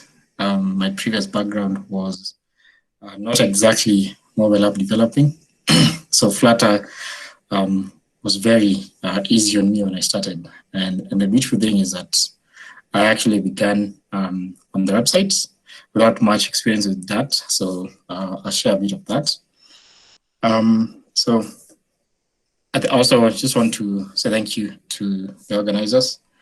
I'm a big fan of people who create sustainable communities. So I think everyone here deserves a shout out. Kendi, Eric, Sam, Maureen, Chantel, Danvik. I know there are also some mentors, Sigu and Frank. So a special shout out to you guys. So allow me to begin. What's ahead? What are we going to look at? We are going to talk, first of all, find out what is scale and look at a generic mobile app architecture so that we can dive into what Flutter offers into that. Then we're going to look at developing business case for your apps. What factors do you consider when thinking about scaling your application? So I'm also going to talk about a sample design and development process for apps. And then we zoom into Flutter architecture and SIP management. We're also going to talk about a few topics that are quite relevant when talking about scale, and that's lifecycle management, DevOps, and teamwork. So those will come almost like appendix at the end of it all, and then we'll have some time for Q&A. So before I begin, so I in my current role at work, I lead a team. So mentorship is a bit, is very close to my heart, and coaching as well. So I just want to, I've learned the best things most likely because I was in a team that had very good people. So I've always wanted to and desired to work with people whenever I get a chance. So at the end of this talk, the organizers can help me identify just 2 people to do a 2-hour mentorship session or code review session if you have an app and you want to check it out with another eye. So there's really no game to this or questions. The organizers can help me do that. So let's get into it. So what is scalability? I think in not so simplistic terms, it's the capacity of a system to grow and change as the needs that define it to do. What that simply means is that your application is really dependent on the needs that feed it. So users require something of your app or some general need, and you created your app for that purpose. So some of the things that will influence that, of course, is the number of users. So as your users grow or shrink, or the type of users change, the demographic changes, that will influence the scalability aspect of your app. User needs also influence scale.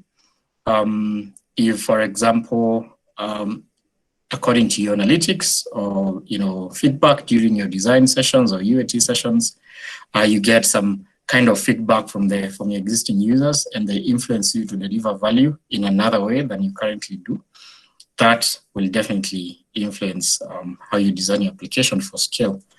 The other thing is increasing code base, and simply this could be because of a number of reasons. Maybe you have a really big app to deliver the value that you need to, or you have an old app which is growing.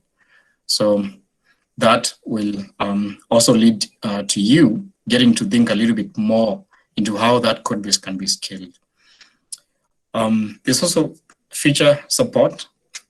Talking about feature support, it could be anything. It could be you want to access a camera, you want to access the battery, you want to access those core hardware features of a mobile phone. And you want to decide, how do I do this? How do I do it natively? Is it the main feature of my app? Is it just a secondary feature? Can I just use Flutter libraries, or do I actually want to get into the native code and do it myself? Things like internationalization and language, those will definitely influence your app. Lastly, but obviously not least, as we innovate and technology grows, scale will change. Flutter is in version 1 right now. We're almost getting to 2. And who knows the kind of features that come. Those may mean new opportunities for some people. It may also create headache for people maybe who have big apps and they need to change some things to something more efficient. But it depends on your priorities, of course. So let's look at generic mobile app architecture. So picked it up from App Inventive or Peerbits. So essentially, it does a very good job to explain to us what happens when you're creating a mobile app. So as you can see, this top part defines something that the previous speakers may have alluded to. I think Shree and Danvik talked about the Flutter architecture. So the Flutter team definitely has done the job for you, and Flutter can access so many capabilities of a device. There are so many libraries developed by guys. And this layer essentially is where you mostly work. So we start the journey of an app by looking at the user. Of course, they interact with the user interface. They click a button, they interact with gesture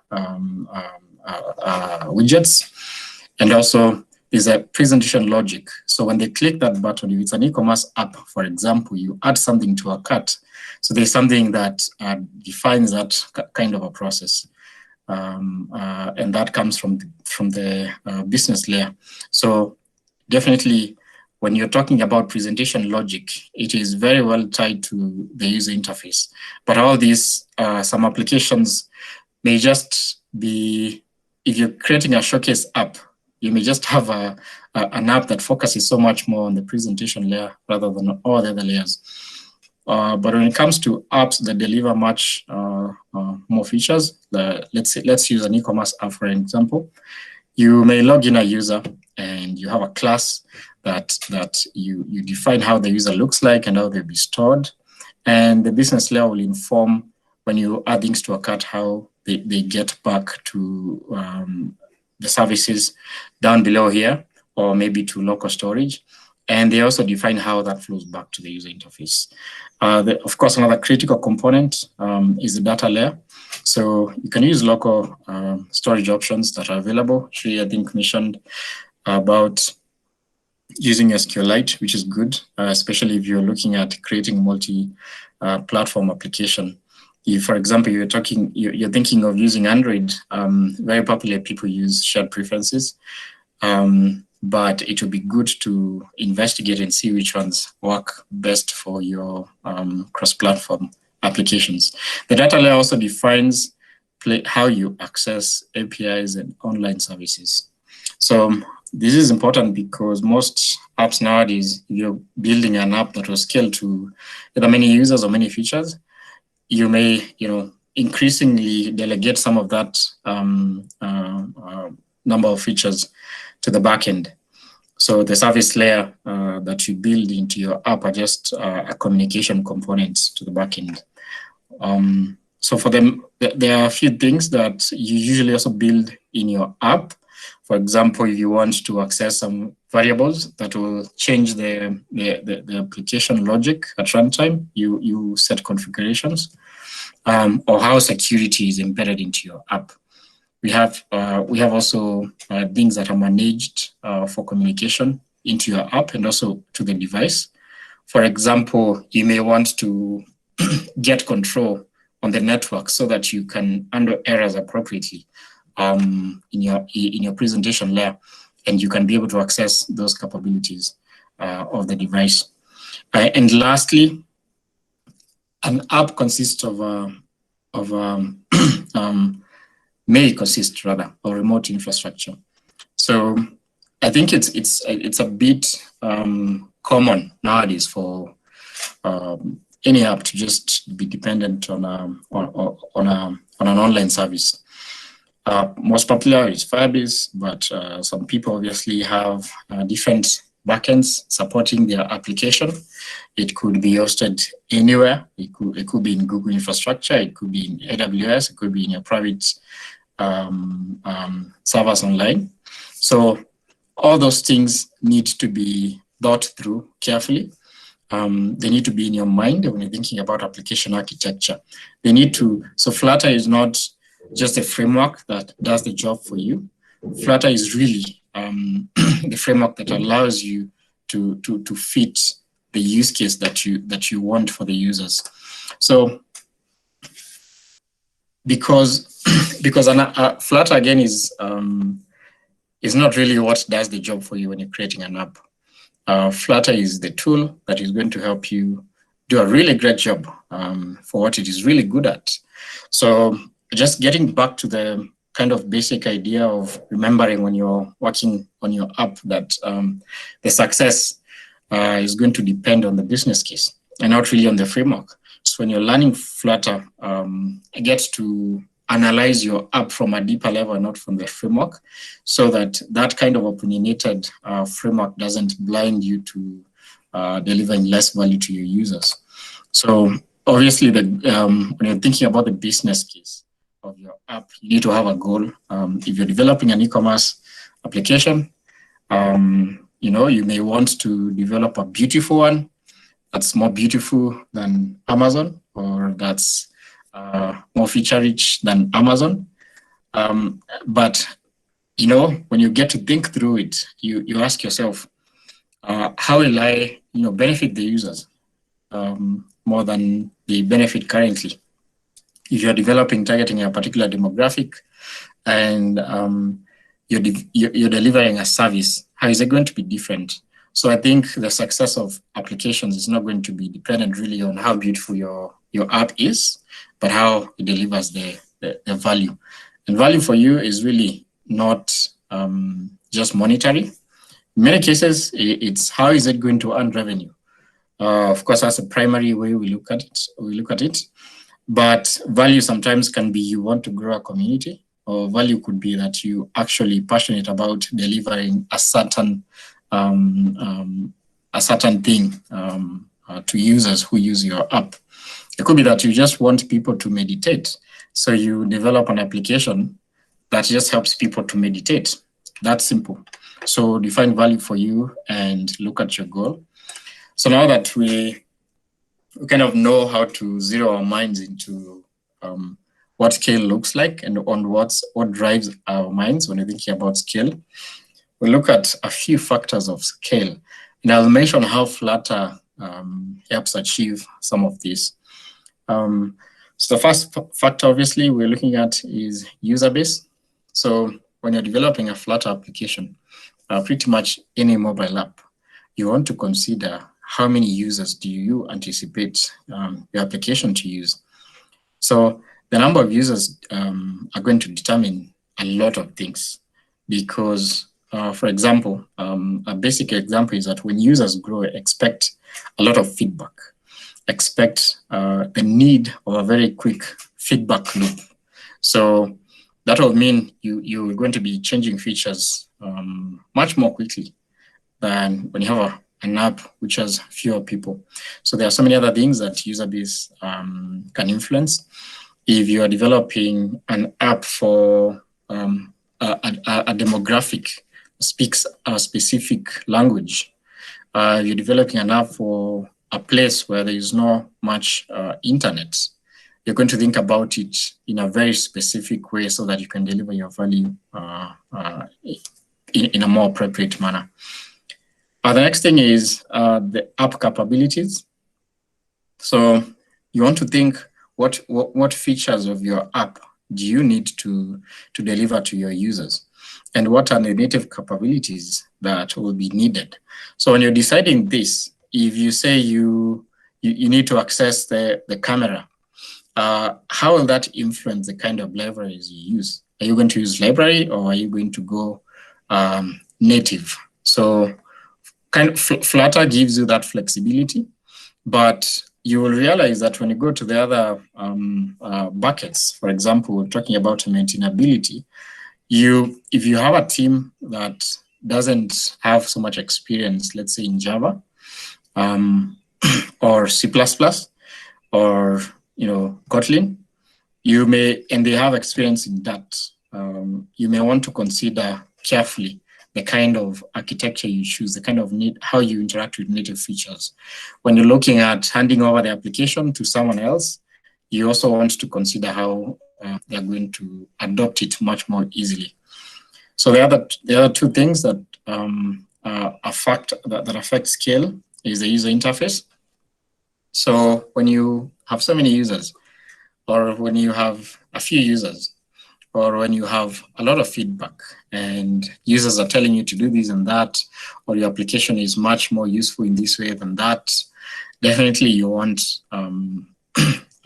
to consider building your user interface from something that is very well specialized in that. I think Flutter excels very well at building user interfaces. It's pretty much built for that purpose, to power any kind of a device.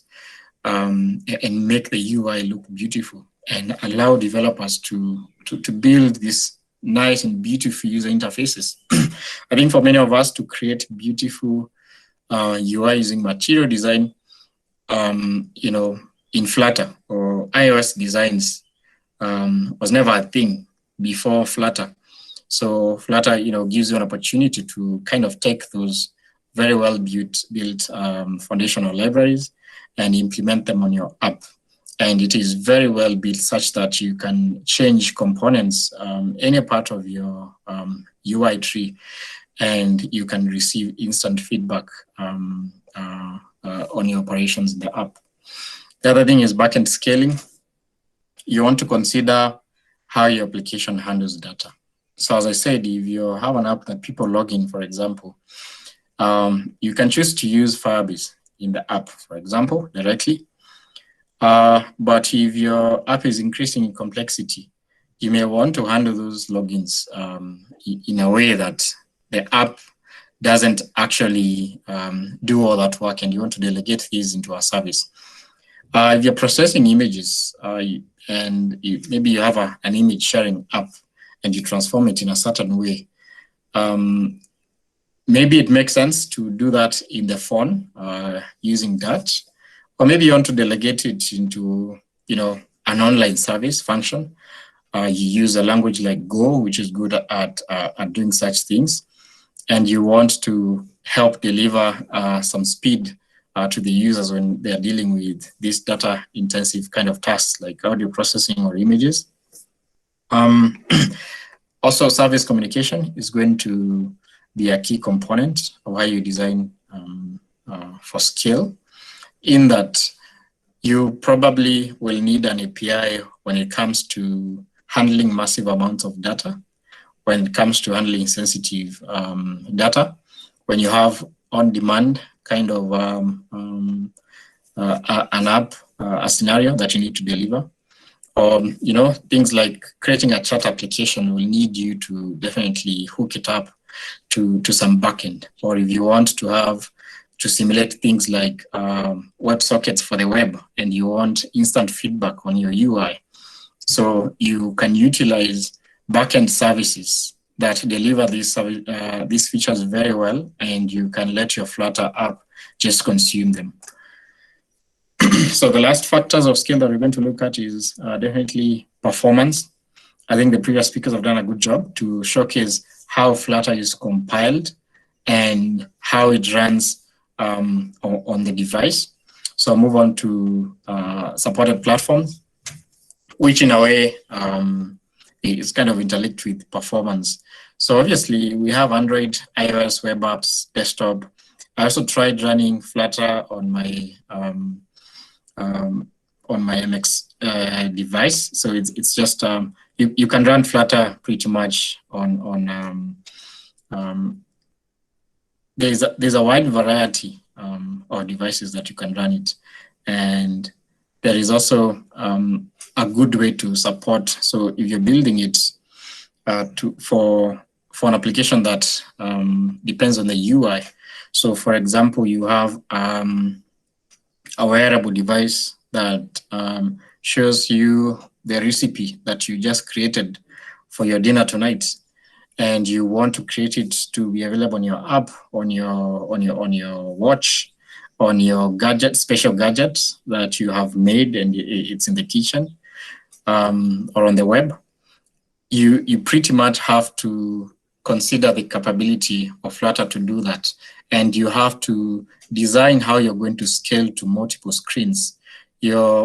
So for example, you can design very well for desktop and web.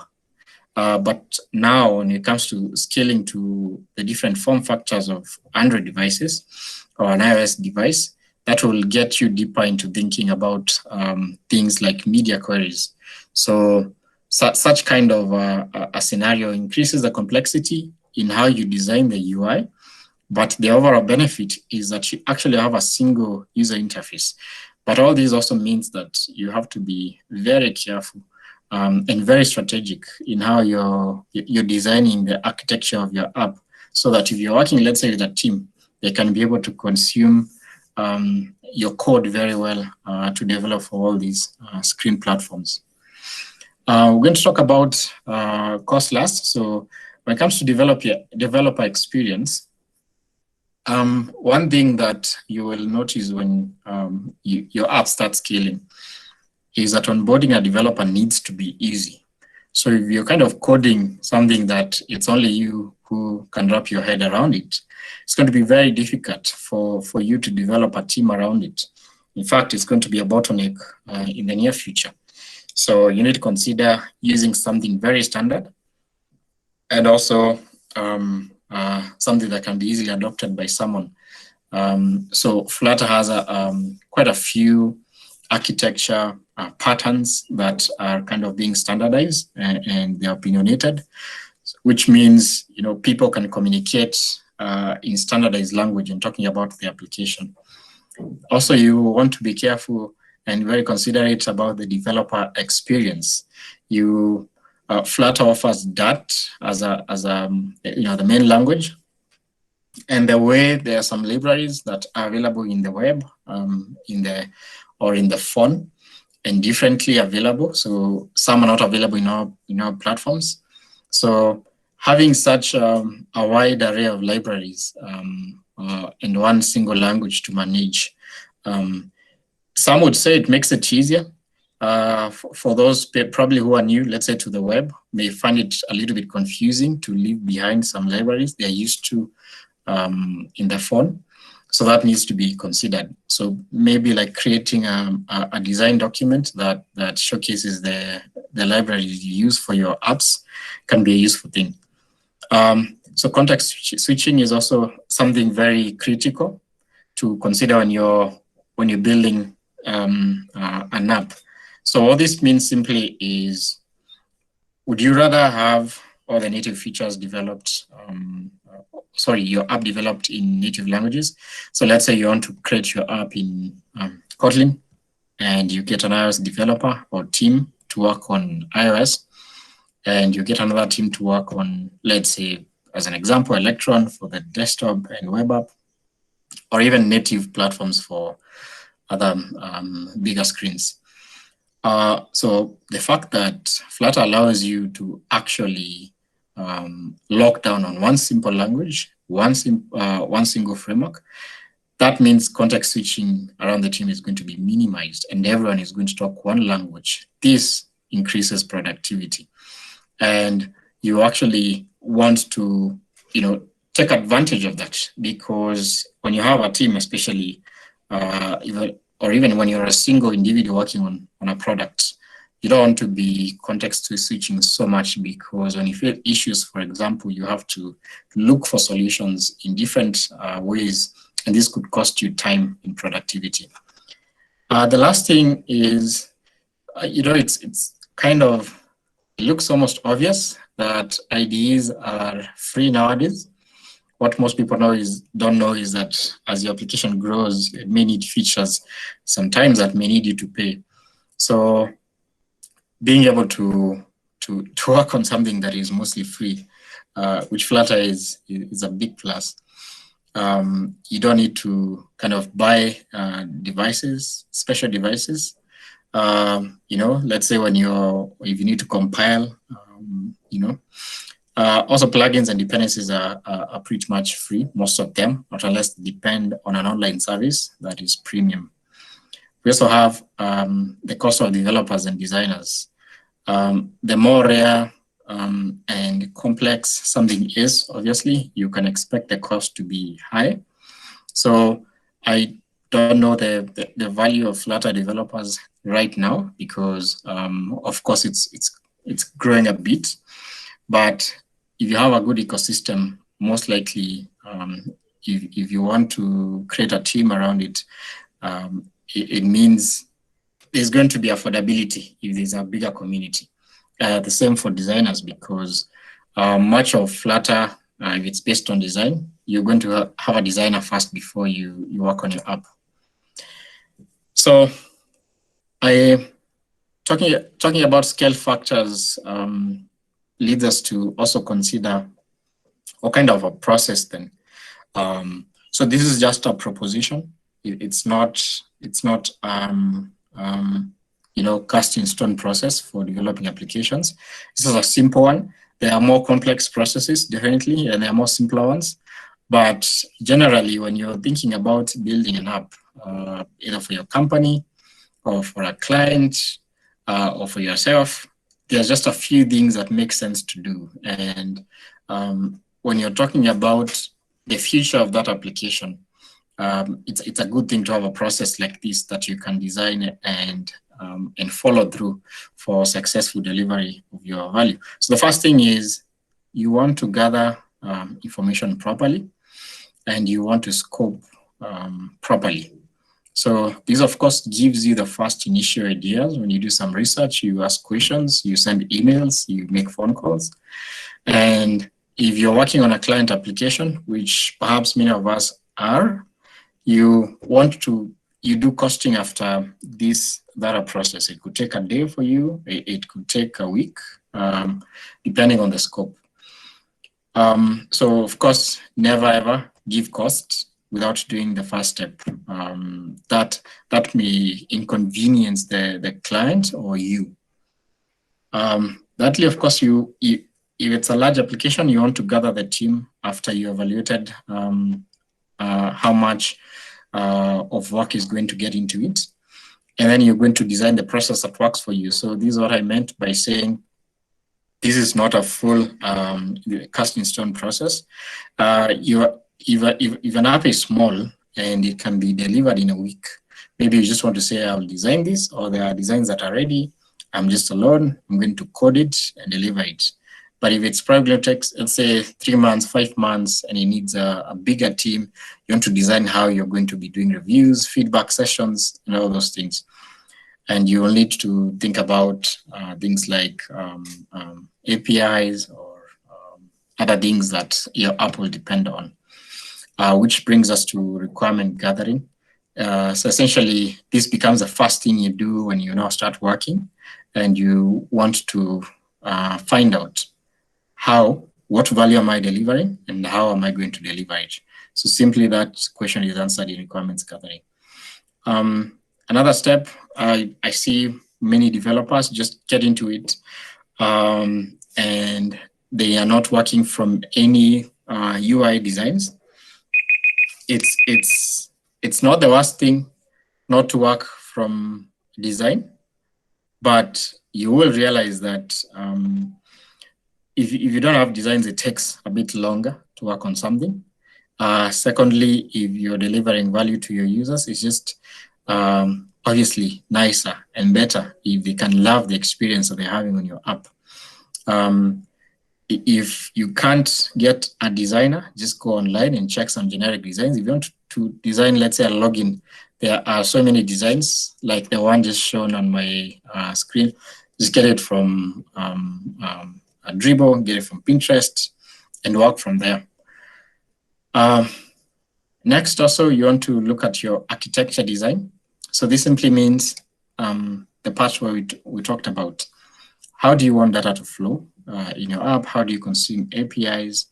And how do you interact with other things in the app? Am I going with MVVM? Am I going with block pattern? So such decisions will need to be made very early because they will influence your folder structure, your code structure. They will influence the kind of people you work with. You know, someone may have to learn block before they start working, such things. So there's no pattern, of course, that is better than the other. In fact, this very much depends on what you're building. The next thing that I'd like to advocate is agile development and having retrospectives or reviews. So sometimes we hack it, you know, we had ourselves for 2 months and work on something, but you realize that when you engage with the user, if let's say every week you showcase it to a potential user or to the client who's paying, or just to get some feedback online from someone relevant, it makes you rethink a few things, or it helps you to validate a few things that you're doing. So this is quite useful when you're working on an app. So the next thing that we're going to talk about is lifecycle management. So I know Flutter is so easy. You just get into it, you code, and before you know it, you want to publish it, you know, somewhere, GitHub. You even want to make it a production app, but sometimes we don't design the journey of the app or the product that we're delivering. So I love it that, for example, testing has been mentioned, and I just go through them quite quickly. And some of the things that are useful when you're building mobile apps, and so in Flutter in this case. So the first step, usually after what we just talked about, is that you'll start coding your app. So coding here will depend on the structure that you choose so that your code can be maintainable. Building is, so for building, many people will have many reasons to choose. For example, I want to build a debug or I want to test performance. So I'll build it with different parameters, maybe profile. If I want to release the app or get guys to test it, I will maybe encrypt the code base and I will build it on release mode for different use cases. So you want to define those because we're going to speak about DevOps next, and it's going to be, if you're creating a delivery process where maybe your app is delivered to testers, you want to determine which kind of build profile that you can integrate. So such planning also goes in early. The next thing is testing. Definitely cannot overestimate this. So testing is a general principle. It's not for apps. And I think as we get to learn, testing I know is a bit of work, and you can do either you can, maybe you are the kind of test-driven guy and you create your tests before you code, which is good. You can be the kind of person who tests your application after you code. Maybe you test your UI, maybe you test your business logic, maybe you test your data access. All those things are so useful for you to be able to create more quality apps. So many bugs can be caught if you develop proper testing for your app. And the trick with testing is that don't wait for a time when you have so many features to test. Just make it build tests as you build the features to make it easier for yourself. It allows you also to use a functionality in your code to be reused when testing. The next thing is, of course, code coverage. And this test will give you an idea of how much of your code base is under test. So packaging and release also, just like I talked about in building, you want to determine how many places am I going to deliver. For example, there's a production app which I want to release to the Play Store. There is a testing package which I want to release to the UAT guys, and this is the dev build which I want to package and be using in test devices for developers. So that also will kind of influence how you develop your release pipelines. Version management is very useful, especially when you're developing apps that go to users. This can influence how you communicate your changes to users, and maybe how users manage upgrades or how you deliver communication to users. Another very beautiful thing about mobile apps nowadays is that you can create interactions in the app remotely. So users have your app, and you want to pop up a screen that gives them a promotion to buy some of your products. So remote configs comes in very handy. Or maybe you want to change certain settings as well. So these are things that can actually influence a lot on how you build your app, because sometimes you may go full throttle in building your own backend services, whereas there are things like Firebase which can pretty much handle this. And they are mostly free if your use cases are not too big. The other thing is error handling and crash analytics. So most people don't pay attention here, but when your app leaves your IDE and it leaves your DevOps pipeline, it actually lands in users. And if you don't pay close attention to how they are interacting with it, the next thing you find is bad reviews. So maybe you forgot to handle a crashing function. That may actually affect how you deliver the value to the end user. So that goes hand in hand with analytics, and analytics allows you to plan even further and to learn more about the use cases of your app. Lastly, application performance management is something not so popular in mobile apps, but I think that can be captured in analytics in most cases, but I just thought to note it here so that, for example, if your app, how will you ever know, for example, how to improve the performance of a certain part of your application, or how will you know, when to do a certain thing and respond to certain events, or even plan ahead. So monitoring the performance is quite good. It's mostly very well done for backend guys. So it's something that Flutter developers also can learn to do. So specifically, obviously, when talking about the flow of data and how you architect your application, you can never avoid the topic of state management. I think besides, where do I get my resources to learn Flutter? This is probably the second most asked question, how do I architect my app? And this mostly comes from guys who have had a few, days and weeks into Flutter. They've not learned how to use it, and they're not they want to create an app that makes sense actually for people to use. So this is not my opinion. on which you should use. So I'll just discuss them so that you can be provoked to do your own research based on a use case. You can be thinking about these several aspects of architecture and state management. The first thing, so personally, I look at is the data flow. So in your app, so this is not in the backend, in your app, mostly you're going to use asynchronous programming. So you use await and of course that is asynchronous, or you use features or streams. These are things that you want to go and get a good grasp of them from the Dart website.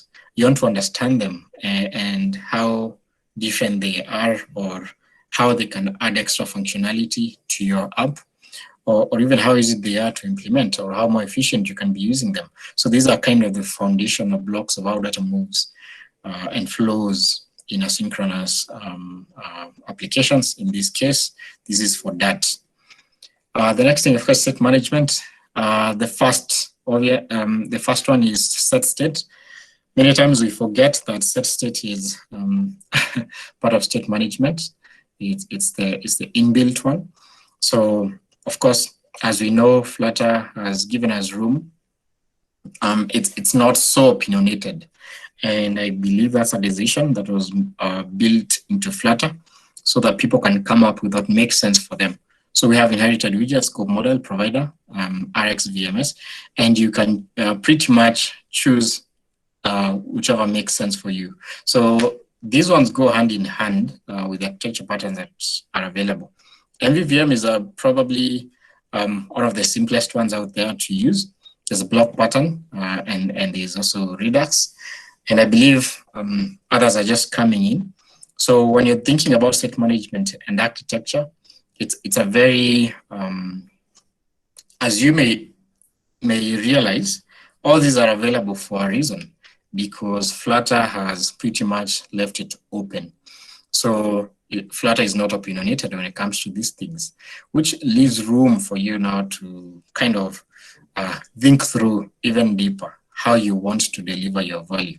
So if your app is complex, if your app deals with a lot of back and forth, things like Redux will be very beautiful, but you will have, for example, to create the kind of boilerplate that comes with Redux may prevent some people from choosing it. Block also is very beautiful when you want to create an architecture that is mature and that is dependable, and really for use cases that are beyond simple and basic. So the field is pretty much yours to decide, and I suggest to everyone, just create a sample application with all these features and get a feel of how they are, so that next time when you're making a decision, you're not just reading a blog online of someone's opinion. You actually know what goes into it. What are the foundational blocks of all these things? So these are built by the community, which means you can also come up with your way of managing architecture and states in Flutter. A few less talked about things are folder organization, and this is so critical. This makes your code look well organized, easy to deal with for yourself and also for other teammates. So folder organization needs to actually be decided before you start working on it. Dependency injection is something that is also available in Dart. So many people coming in from, let's say, it's a bit difficult, or at least it was, to implement dependency injection in JavaScript because many people are used to web. So I think it kind of got ignored. So that has a very good way of handling it. It simplifies how, for me, I like it because you don't have to instantiate things all over and everywhere. So this is something that you can take advantage of. It actually is about security, being able to authenticate, being able to hide sensitive information, being able to encrypt things that you are storing or displaying. So I think pretty much of this slide is just helping people to know that there are so many options when it comes to architecturing your app in Flutter, and you want to get a good grasp of it. So start with that website and learn how the language is. Get into Flutter and see how it manages states. And this is a bit different from many things we have out there. And also just get to think about architecture. This can increase your productivity and also the maintainability and performance of your apps. So I have 3 more slides just to put here to quickly help us understand some of the things that go into building scalable applications. And we had a session about DevOps a few weeks ago, and I just wanted to reemphasize that when Flutter came, there weren't so many platforms that could help you continuously deliver or build your app. And why would you need this anyway? So most people build their apps on, on the desktop, and when you have to share, they send you the APK over email or something, or they send you a WhatsApp.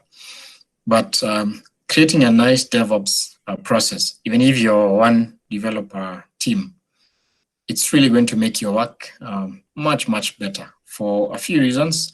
The first one is it allows you to do faster development.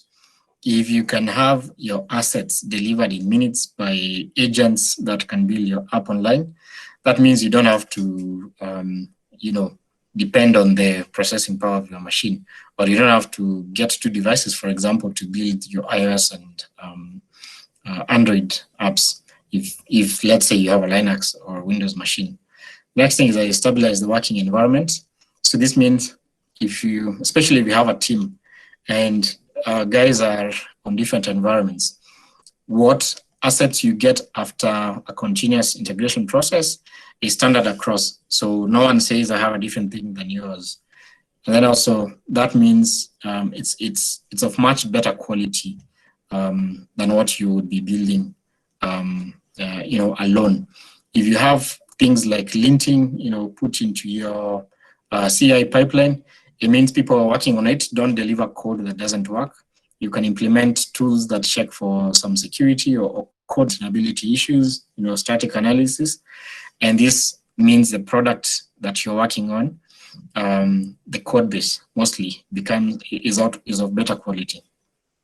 Obviously, in a DevOps pipeline, you may find out that someone has built in like 15 tasks that are done in order to deliver your APK. So you can automate this, and you don't have to do all of them whenever you want to test your app.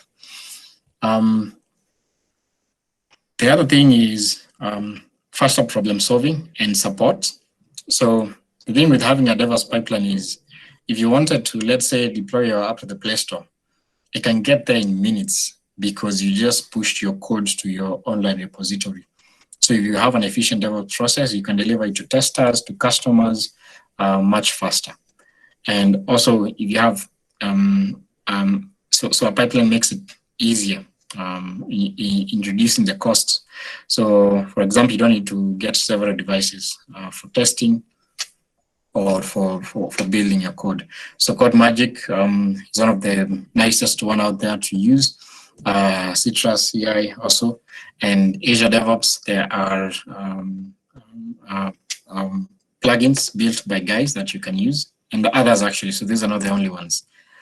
So lastly, let me talk about team. I mentioned earlier on that teamwork is pretty much something I'm passionate about because it helps you deliver maximum value, helps you get ideas and to think through those ideas to deliver them. So when you're working with a team, definitely you need to decide on good leadership.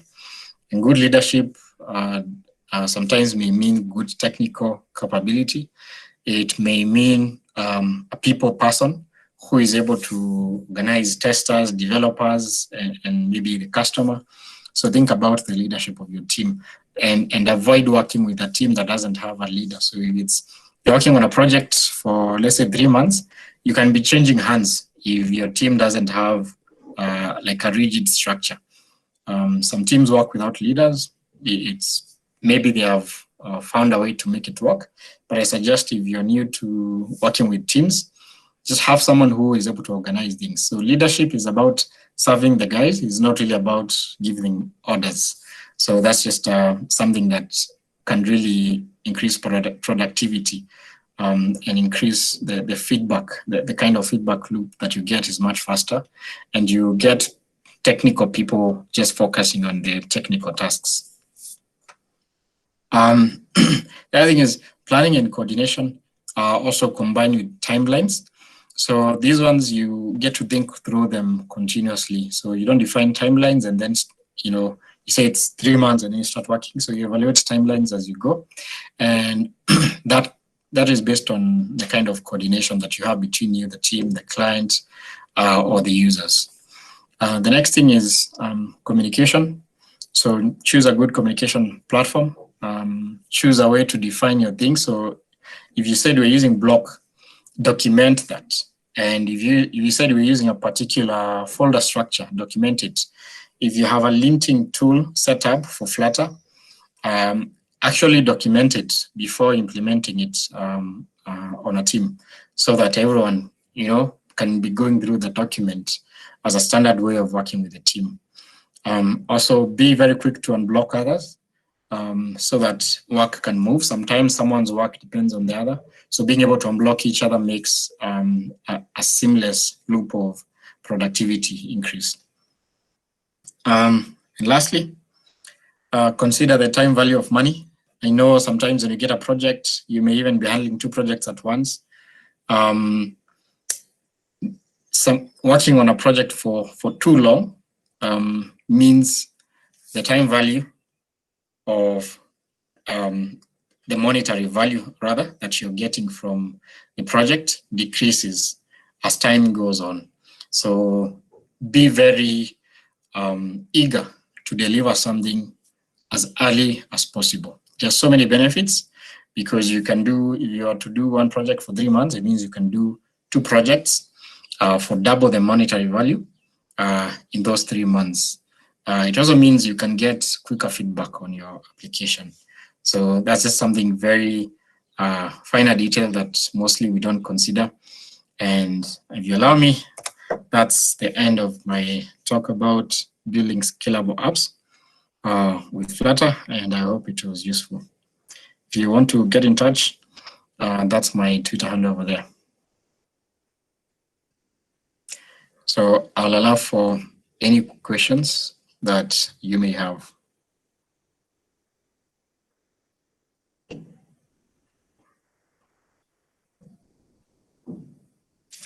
Okay, thank you so much, Dennis, for the presentation. Do we have any person with a question to Dennis? Okay, so I have this question, Dennis. I see you mentioned about Code Magic for CI/CD in Flutter. So I have this question. So for example, if I don't have a Mac, but I deploy my app to Code Magic, so is it possible to use the same API that is deployed via Code Magic and work through it towards deploying an iOS version of a Flutter app? Sorry, kindly clarify your first question. Okay, so I'm saying I see you mentioned about Code Magic for CI/CD in Flutter. Mm-hmm. So I have this question that if I don't have a Mac and I'm using Code Magic to deploy my Flutter apps, so is it possible to use this IPA version of my Flutter app and work through it through production to deploy it to App Store or something without having a Mac? So the answer is yes and no. The no part is pretty much because it would be lovely to test your app on an actual iOS device. So if you're using CodeMagic, you can deliver one of your builds to, as a testing package. So you don't deliver it straight to Play Store. You just deliver it so that someone with an iOS phone can walk around, test it out. So again, the answer is yes. If you're testing it well and you have made sure that you have used the right packages for iOS, ideally it is possible to deploy it in as much as I would advise make sure that you actually run the app in an iPhone. Okay, thank you for that. Dennis. Yes. Hi, hope you're well. And my question is on CI/CD. What advantage does CodeMagic offer over vanilla plain? I mean, the GitLab CI/CDs or let's say GitHub.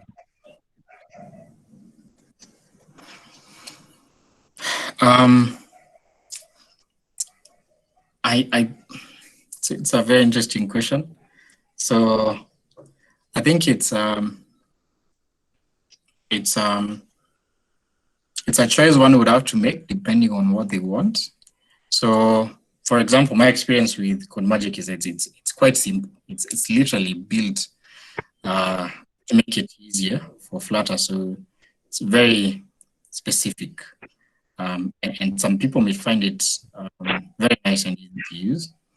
If you currently have your code, let's say somewhere, like GitHub or GitLab, and use other platforms, they can also be easier. For example, I know that I put Azure DevOps there because I was just recently starting through, and some people have a very good experience and they love Azure DevOps.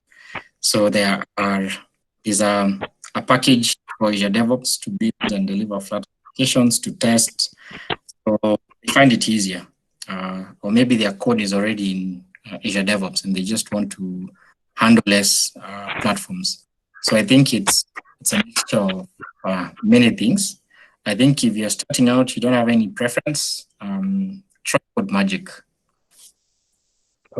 Assuming it has less boilerplate compared to GitLab and the rest, could it have less boilerplate, like code to write for you to like automate all those deployments and so on? You mean the app having less boilerplate? Not the app really, but the code you get to write for you to achieve CI/CD. Sorry, I'm having a little bit trouble catching your voice. Okay, I'm saying the code you have to write for you to get CI/CD right for your app. How do you compare like the amount of code you'll be required to write when you're on, let's say GitHub, and when you're on CodeMagic? Does it automate anything? Does it make anything, let's say, a bit simpler? Okay, so yeah, that's a very good question. So yeah, definitely, because some people, for example, are not experts in YAML. Most CI/CD platforms use YAML. CodeMagic uses it, Azure DevOps, Cirrus, GitLab. So if you're not so keen on working on the code aspect of creating your steps, maybe you can look for something that is mostly UI based. From what I know, for example, from what I tried out with Azure DevOps, it's very UI based, and you can use the YAML section, but I also focus on just you putting in some parameters and deliver. So the thing to mention is that also when you create your CI or CD scripts, it's you don't really much come back to them so often. And you could say a build step or a testing step, a signing step, you can get code from templates somewhere there, and as you walk through them, you get to understand them more. So I'd say they most likely will be similar because they all use YAML. But if you want something UI based, it's okay to choose a platform that is UI driven. But for more complex cases, there's a chance you'll just get into the YAML very, very quickly. Okay, so noted. And then just two final closing questions. One is for when it comes to state management, which have you found to be the most convenient? And the second question, can you build an app and then host it on Play Store without CI/CD? Yes, definitely. So you can definitely host it. The second one, you can host it without CI/CD. You can do as developers used to do a few months ago or years, but as it's a bit less efficient. Once you define a CI/CD pipeline, you literally sit back and push your code. You make changes, and maybe you say after a pull request, let's say to dev or to master, I want to build this. Or you can be one of those very quick to deploy, and you're saying, whenever I push changes, I want this to build. So that having a DevOps pipeline is much, and these things are free actually. So if you're using whichever platform, mostly you'll have some free tire so that you can set up your pipeline. I would advise someone to use a DevOps pipeline. This first question was which architecture or state management pattern I find more convenient. So that one obviously is a question that varies. So as I mentioned earlier, Flutter, I think by design left that an open-ended question to the developer and to the architect of a Flutter app, so that it can be driven by your specific needs. So if you're building a quiz app, let's say as an example, you can use a simple architecture, or you can use a block pattern. If you're building an e-commerce application, you can choose block or Redux. So if someone is coming from, let's say, Angular or React, and they know how to use Redux, they will feel right at home. So you see, for that use case, it's really driven by the experience someone has, because all of them, they will achieve something. And once your app is compiled, really, there's not much of a difference unless you have, architectured it in a way that it throttles performance. So I would say this is something that a developer can sit down, and I would advise you just create a sample app, evaluate them, and see which one makes sense for each app. So if you're creating a quiz application, it may not use the same architecture or state management with an e-commerce application. If you're creating a simple app that doesn't even have backend processes, maybe even set state is sufficient. So the answer to the question is that it depends.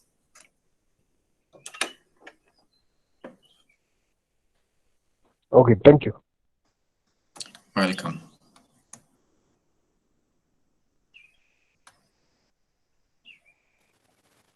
So anyone with a question? Any other burning question before we call it a day? Feel free to unmute your mics. No need to write in the chat, so you can unmute yourself and ask the question if you have it. Yeah. When is the next session for CI/CD going to happen? Okay. We had a previous session with Chirag Javad for that session, and we have talked to him like we actually do it like in a code lab way. Last time was a talk, and we are planning to have it sometime in September, because in July we have been having sessions actually. July every day is booked. On August we'll be having an Android African Fest, and September, that's the time that we can have the CICD session. But we'll communicate if anything arises. Yeah. Okay, thank you all for coming. So see you in the next meetup. We'll share the recording to these days presentations, and also the slides. So thank you all for coming. So thank you guys. It has been a success, and we really thank you guys. So this was supposed to be on a Friday, and because Friday we had the Flutter Day event, so we had to push it to today. And so actually we are entering the last month of our Flutter Friday sessions. We are remaining with only 5 sessions, and yeah, we really thank you guys. This has been a success. Actually, this is the longest session we have ever had, and it has been smooth. So thank you to Danvik, Shree Kamal, and then Dennis. It has been a success event because of you guys. And thank you to everyone who attended the session. And thank you to the organizers and the moderators. Yeah, see you. Okay, bye. Bye, everyone. Bye, guys.